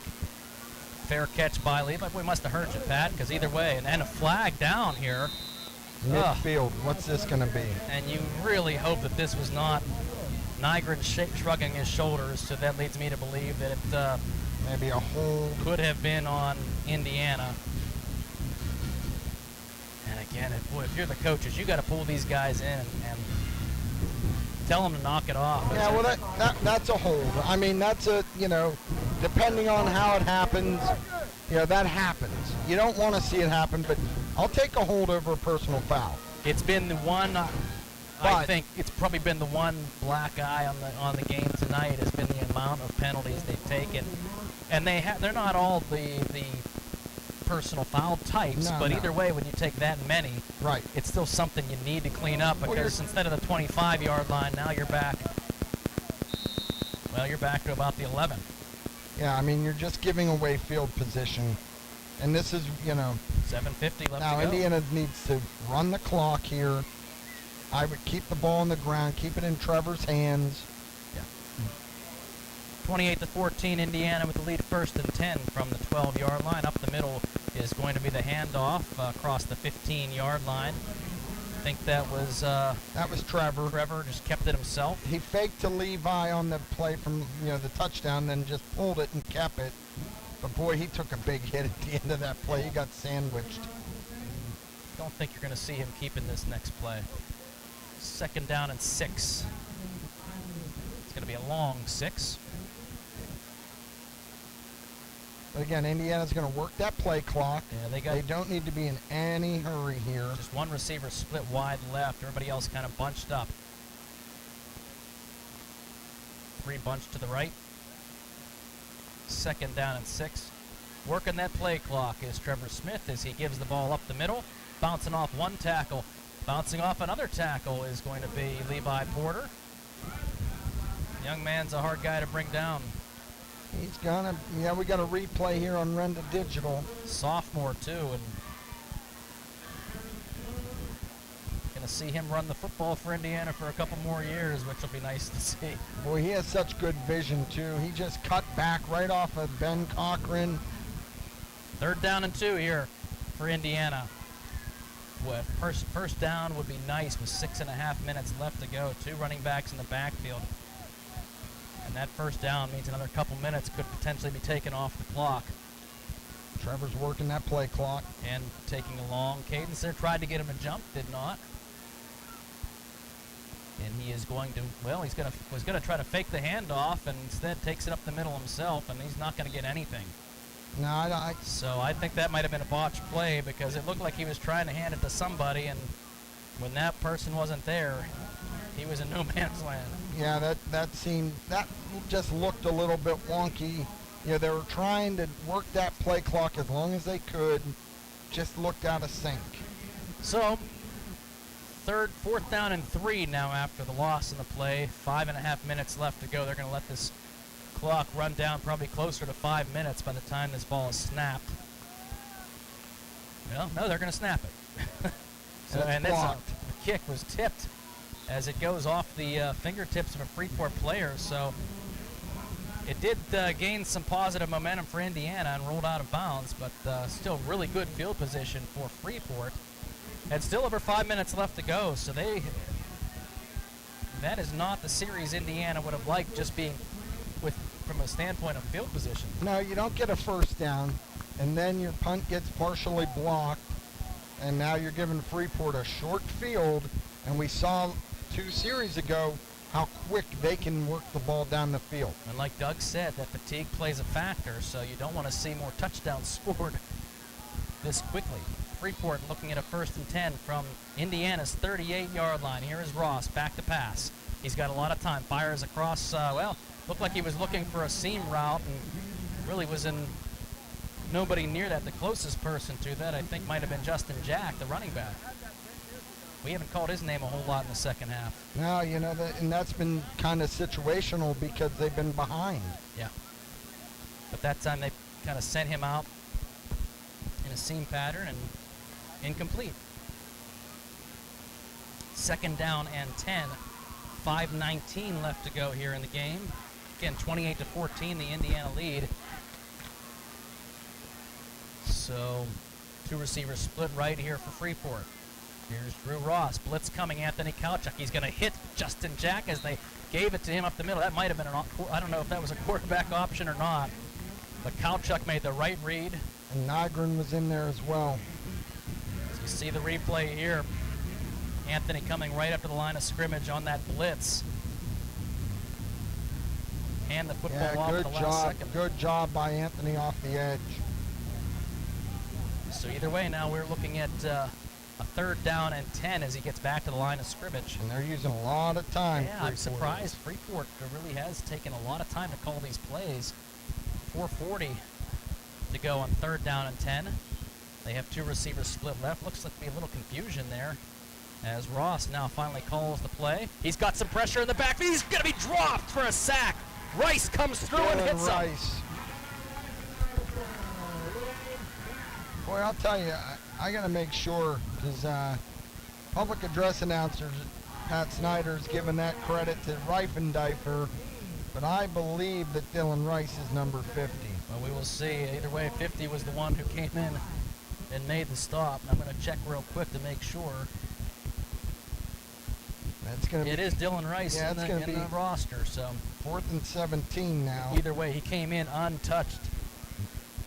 Good, looked like almost a stunt on the defensive line, and that freed him up to come through. 4th and 17, they're going for it. Here is Ross, back to pass. Gets under a little bit of pressure. He's being chased. Rolls, reverses field. He's going to try to throw the football. Really nobody anywhere near it. Great coverage down the field and great pursuit yet again by that Indiana defense. Is there a flag? There's a flag on the play. Let's see. Johnny Wyan in the backfield as well as Carson Beatty. We've got a replay here. Let's see what we see. I mean, we didn't see a call yet. They're going to call down the field. I don't know what could you call down the field. Yeah, there was nobody. And that wasn't that flag's well in the backfield. So I'm not sure what they're going to call here. I mean, I didn't see anybody getting held. Personal foul, Indiana. Wow. It'll still be a 4th down, though. That is unbelievable. I wonder what that is. Know what that was. Do we have Doug Where's down there? Doug? Let's see if we can get Doug. I'd like to try to find out what in the world that was because we saw nothing. Yeah, again, Indiana just hurting themselves all the time here with these stupid penalties here in the second half. Back upstairs. You may not have gotten what it was, but boy, now that's a 4th and 2 at the 30. He got stopped. He didn't get it. Stopped. He ran right up to the line of scrimmage to go right under center to try that quarterback keeper. Indiana does stop him anyways.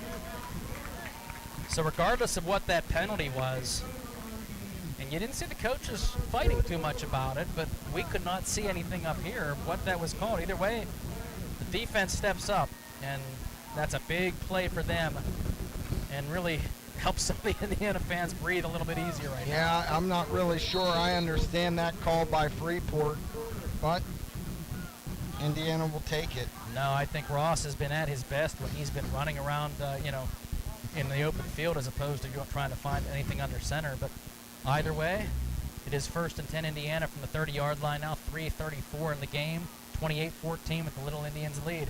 Nice move by Porter to avoid one tackle, makes another guy miss, and he's down to the 40.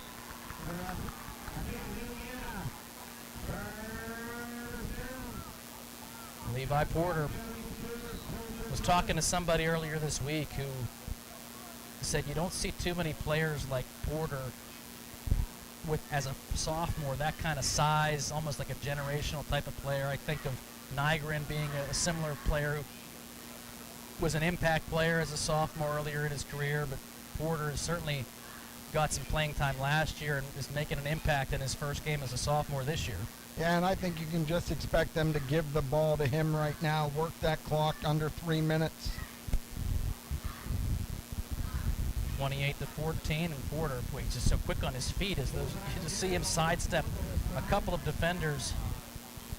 Didn't gain much on the play, but avoided a loss. The key is ball security right now. Indiana just wants to work that clock. I would think if Indiana gets stopped here, Freeport's going to have to use a 3rd timeout. They only have 2 left. Second down and 8 here from the 43-yard line. 2:23 left to go. Clock continuing to run. And Trevor's going to work every second off that clock. Loading up the box there on defense, as you'd expect. Yeah, Indiana has no wide receiver split. They have that really tight bunch. Here is going to be the give to Porter. Finds a little bit of a seam for a couple of yards, but it's going to set up a 3rd and long. But all they're trying to do right now is just take time off the clock. And the thing is, you got all those guys in the box. If Levi can somehow get into that second wave, he's gone.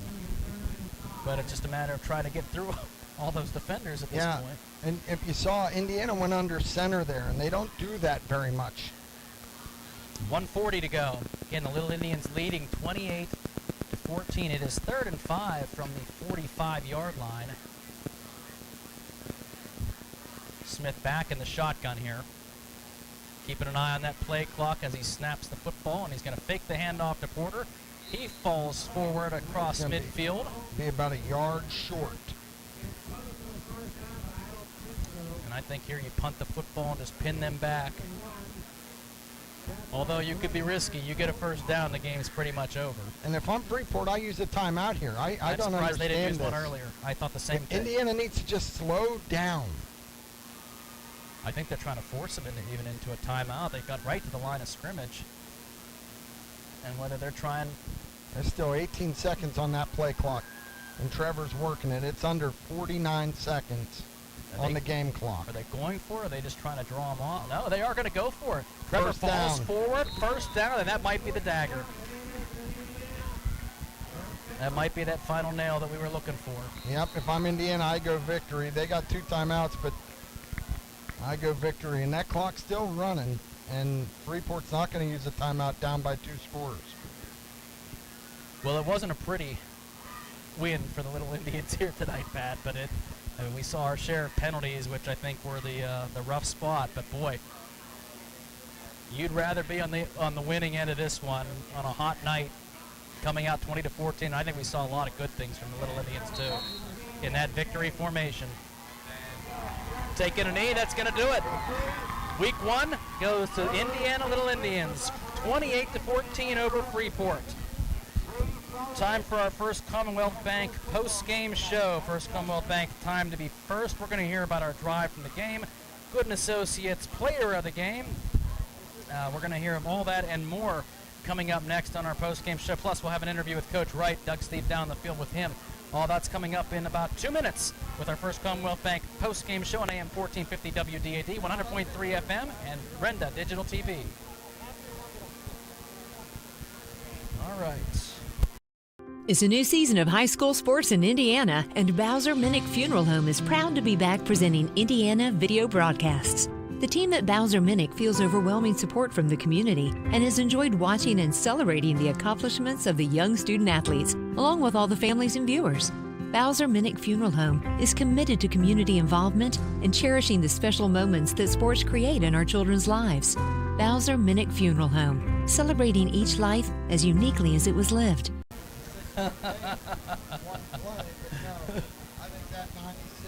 At IRMC, we have all of the necessary pieces in place to perform complex operations, including highly skilled and specially trained surgeons, their support team of experts, and advanced technology like the Da Vinci robotic surgical system. As a result, patients spend less time in the hospital, recover faster, and get treated close to home. So there's no reason to puzzle over where you should get your surgical care. The answer is right here at IRMC. Maybe if we have time. Football season, and before you know it, Mother Nature will say time to turn off the AC and crank up the furnace. Have you had your furnace checked lately? If not, call Anderson's Heating and Air Conditioning in Indiana. They're this area's authorized trained dealer. Anderson's can give your furnace a full checkup to make sure it's ready for fall and winter. Don't wait. The game clock is ticking down for cooler temps. Call Anderson's at 724-465-8923. Anderson's Heating and Air Conditioning. PA license 677.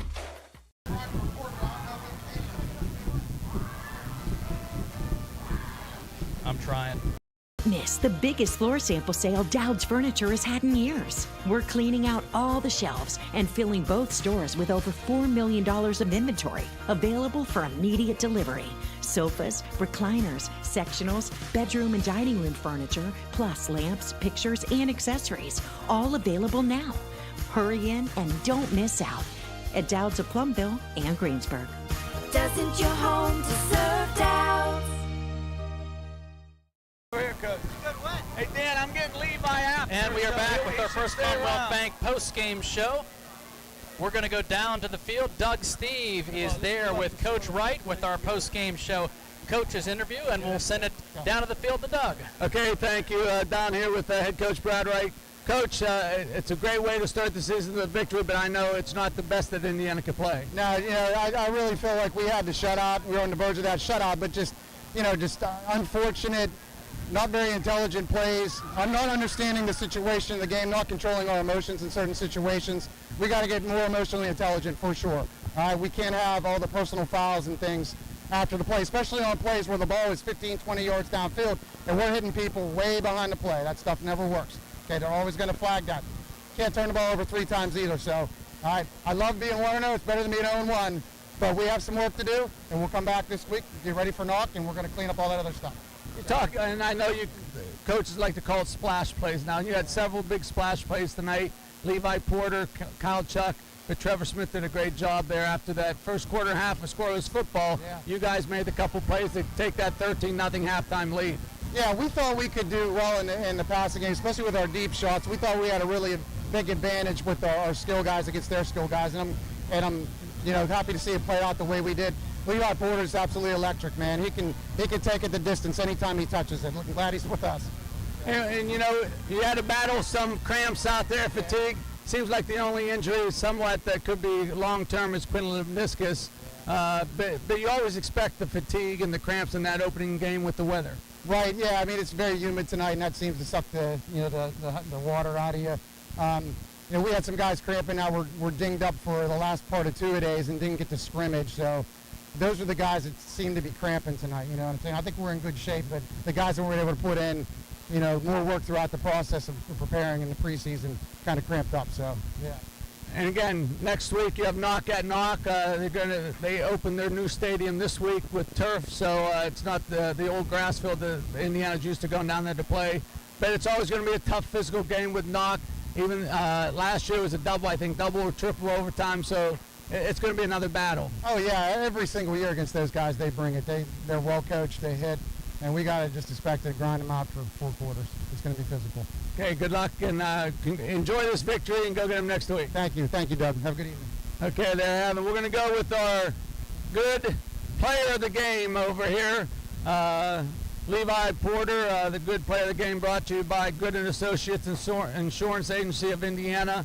And Levi, talk about the game. No scoreless going halfway through the second quarter, and you come up big on that 75-yard touchdown pass. What was the call, and explain your deal on it? Well, it was a screen call.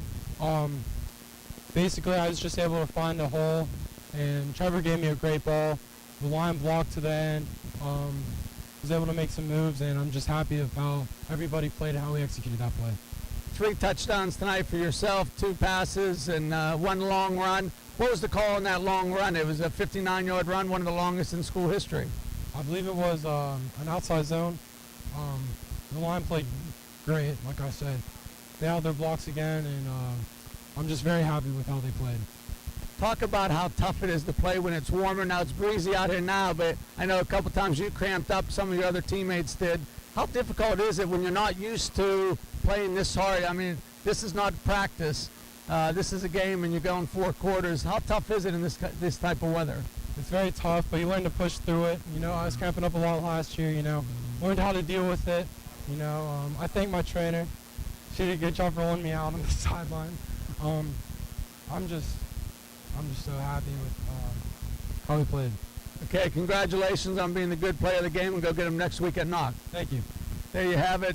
Levi Porter, the good player of the game in Indiana, 28-14 victory tonight over Freeport, and we'll send it back upstairs. All right, well, we're going to come back here.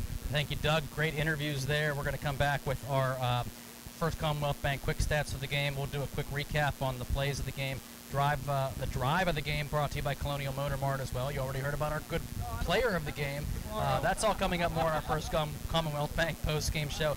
Right after this 3-minute break, you are listening to AM 1450 WDAD, 100.3 FM, and Renda Digital TV.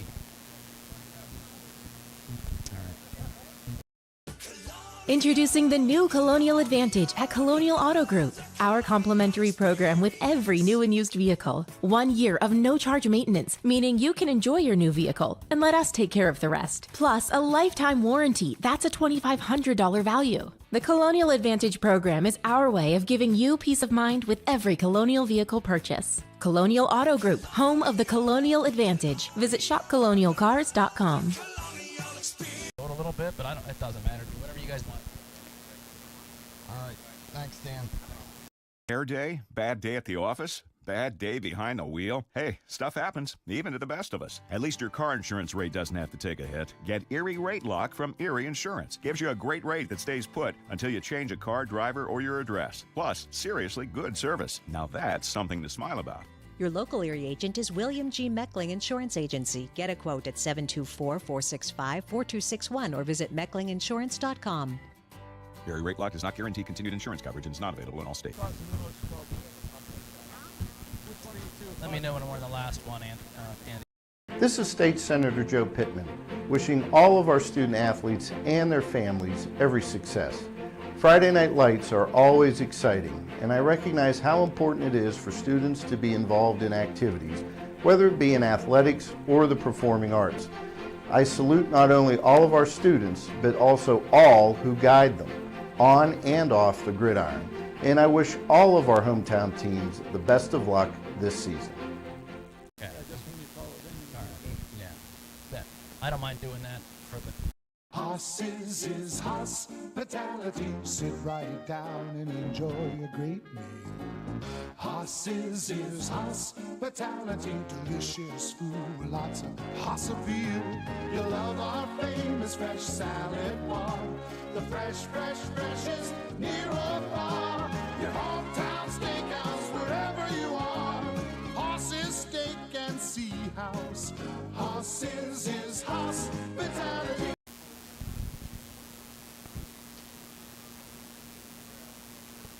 Whether your goals include college education funding, retirement planning, generating income, or reducing taxes, at Crimson Wealth Management Group, we've got you covered.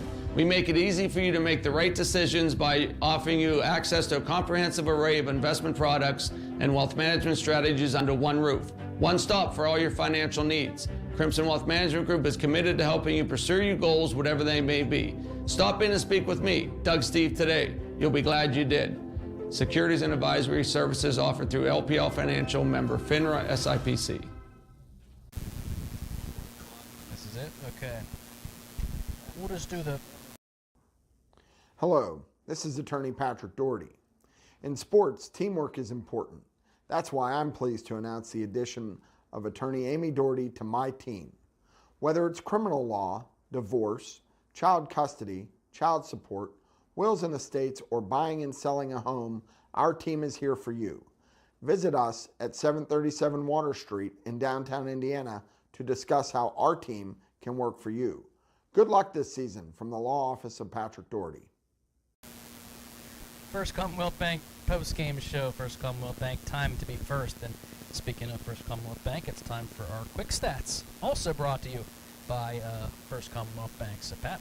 All right, for Indiana, Trevor Smith was 10-19 for 204 yards. He had 3 touchdowns and a 2-point conversion. He did have the 2 interceptions. Rushing for Indiana, you had Levi Porter with 13 carries, 96 yards, and a touchdown. He had 1 fumble. Trevor Smith had 13 carries for 44 yards. Griffin Privish had 1 carry for 14 yards, but that was a big one. Got Indiana a first down and kept the drive rolling on that big 94-yard drive. In the receiving, you had Anthony Kowchuk. He had 3 receptions for 39 yards and a touchdown. Levi Porter, 3 receptions, 110 yards and 2 touchdowns. Those were the big ones. So, Indiana, other than the turnovers, They did a really good job offensively tonight. Trevor did just enough.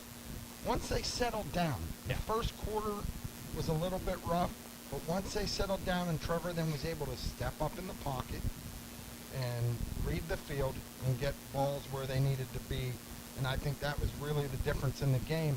As the game wore on, you saw Ross for Freeport, who was running for his life. He tried to get them back in it. They pulled him within 6 with that really quick strike offense. But otherwise, he was running for his life all night and made some ill-advised throws. At times, he really looked like a sophomore. Well, I think that was the key, is that you got pressure on him, and then you made him make sophomore decisions, where I thought Trevor Smith, you know, he probably has 1 or 2 he'd like to have back, but I also saw a number of times where he saw nothing down the field, tucked it away, took a loss. You know, I thought he made smarter decisions tonight. I thought he threw the ball very, very well, other than a couple, you know, like I said, that might have been tipped either at the line of scrimmage, but I thought he made some really good reads and showed the difference between a sophomore and a senior quarterback.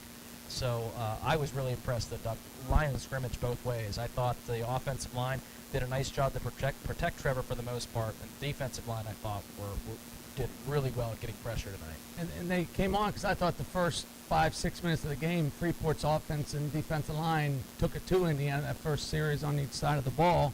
But then Indiana did come back, and they really took control of the football at the line of scrimmage. If you're going back to the sophomore quarterback for Freeport, about halfway through the third quarter, Trevor Smith turned to his teammates on defense and said, hey, we have this guy rattled, just keep on coming at him. And he could sense that this quarterback was just scrambling through it and running for his life. Back-to-back delay of games in a crucial time. I mean, I think it got in his head a little bit, you know, beyond just the plays that he was making. I think it was, you know, just completely, you know, rattled a little bit by that point in time. And I really think we got to give Indiana's defense and their secondary a lot of credit. You know, Ross was only 9 of 22 for 114 yards passing. The running game really never got going. Jack had 14 carries, 26 yards. So, you know, and really their best runner tonight was Ross on some of those scrambles early in the second half. Yeah. You know, he had a couple big runs that kind of got them downfield, 8 for 35. But realistically, guys, Indiana defense did a really nice job bottling up Freeport.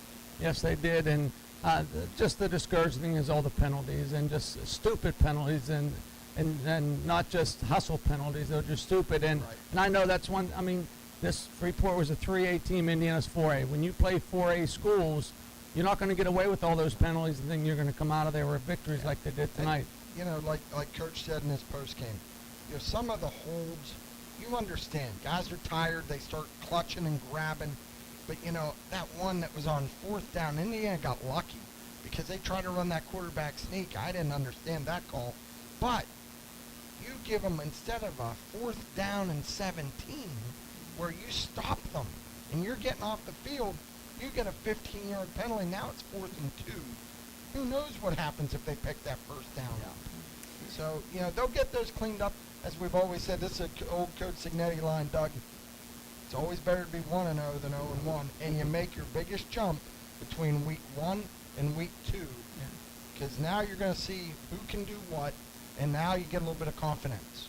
Now they start believing. And plus, this is typically a week 2 scrimmage. You know, up until a few years ago, this used to be the second scrimmage of the teams now are playing this week 0. So it is. I mean, we're going to see big strides. It's going to be nice to go down to Knock next week and finally have a nice turf field down there and not the old grass field that Indiana's always played on down there. So it should be an exciting game. You know, last year that exciting, I think, was a triple overtime game here. So hopefully it's not that much excitement. Hopefully we can take care of it in regulation. But, you know, it's just, again, great to be 1-0.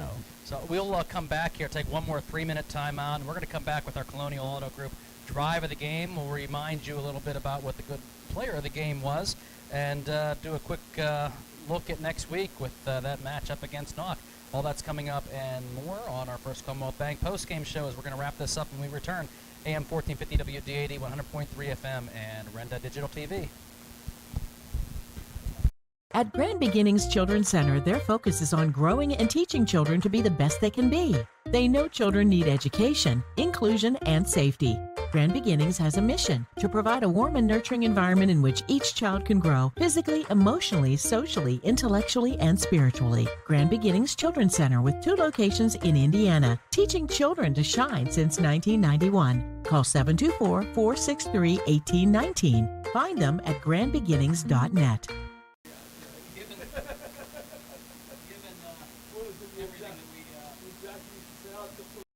It's a new season of high school sports in Indiana, and Bowser Minnick Funeral Home is proud to be back presenting Indiana video broadcasts. The team at Bowser Minnick feels overwhelming support from the community and has enjoyed watching and celebrating the accomplishments of the young student athletes, along with all the families and viewers. Bowser Minnick Funeral Home is committed to community involvement and cherishing the special moments that sports create in our children's lives. Bowser Minnick Funeral Home, celebrating each life as uniquely as it was lived.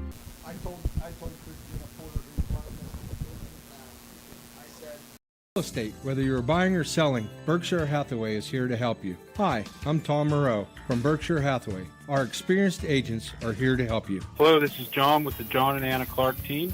As a member of the community, we would be happy to assist you in buying or selling your home. Call us at 724-331-7455. The face of integrity, passion, and experience, Berkshire Hathaway, 200 South 7th Street, or visit us online at thepreferredrealty.com.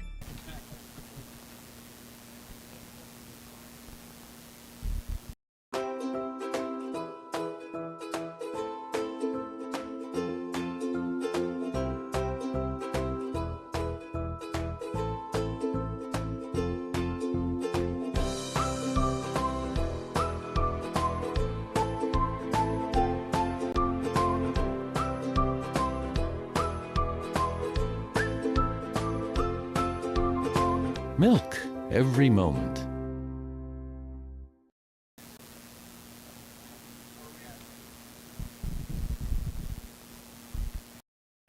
Nick Moore, head coach of the state runner-up Homer Center Lady Wildcats. When I'm not game prepping with the girls, I'm creating financial game plans at Walbeck Insurance. We take time to learn about your specific needs to create a game plan tailored just for you, whether it is auto, home, life, health, or business insurance. Come see me, Nick Moore, at Walbeck Insurance, where we offer more choices, more savings. Call 724-479-9378 to let Coach Nick make a game plan for you. Back one final time with our first Commonwealth Bank post-game show. Indiana High with a 28-14 win here tonight against Freeport. Our Colonial Motor Mart drive of the game tonight. So Indiana was leading, I believe it was 13-0 at the half. And the second half, Freeport had the football, was stopped on a 4th and 7. Indiana got the football back. Actually, I think it was a punt. They punted on 4th and 7 and pinned Indiana back at the 6-yard line. So even though they were leading 13-0, they had 94 yards ahead of them, and they went on a 10-play, 94-yard drive, a 28-yard touchdown pass from Smith to Porter. I believe that inside screen pass.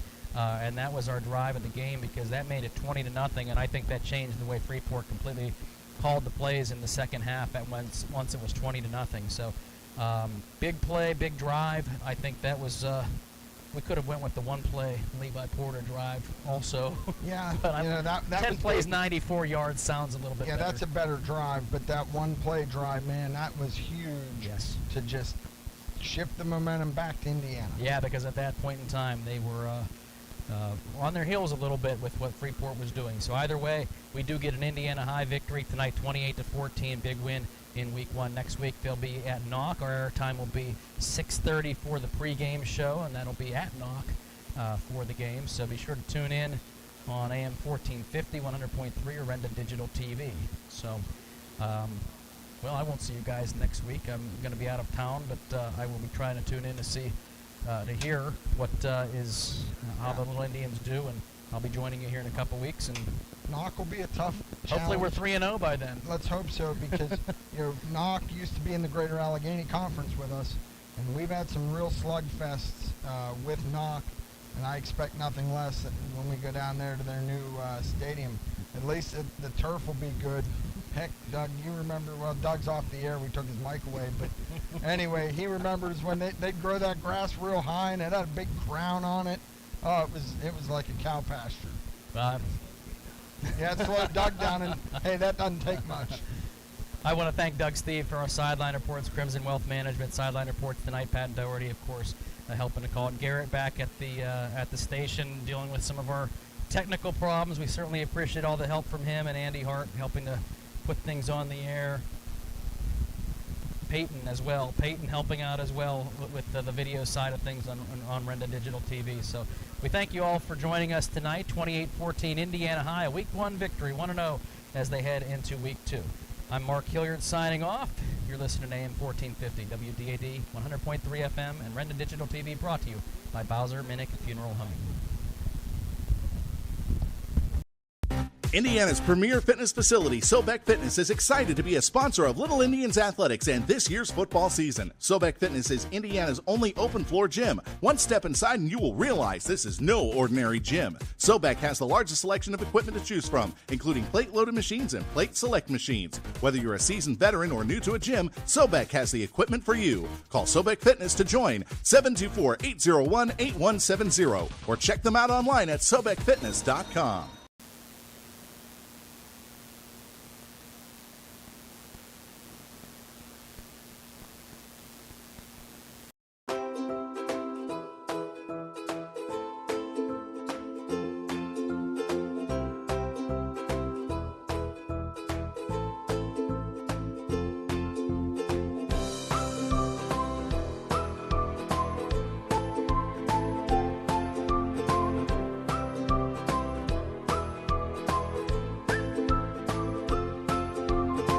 Milk every moment.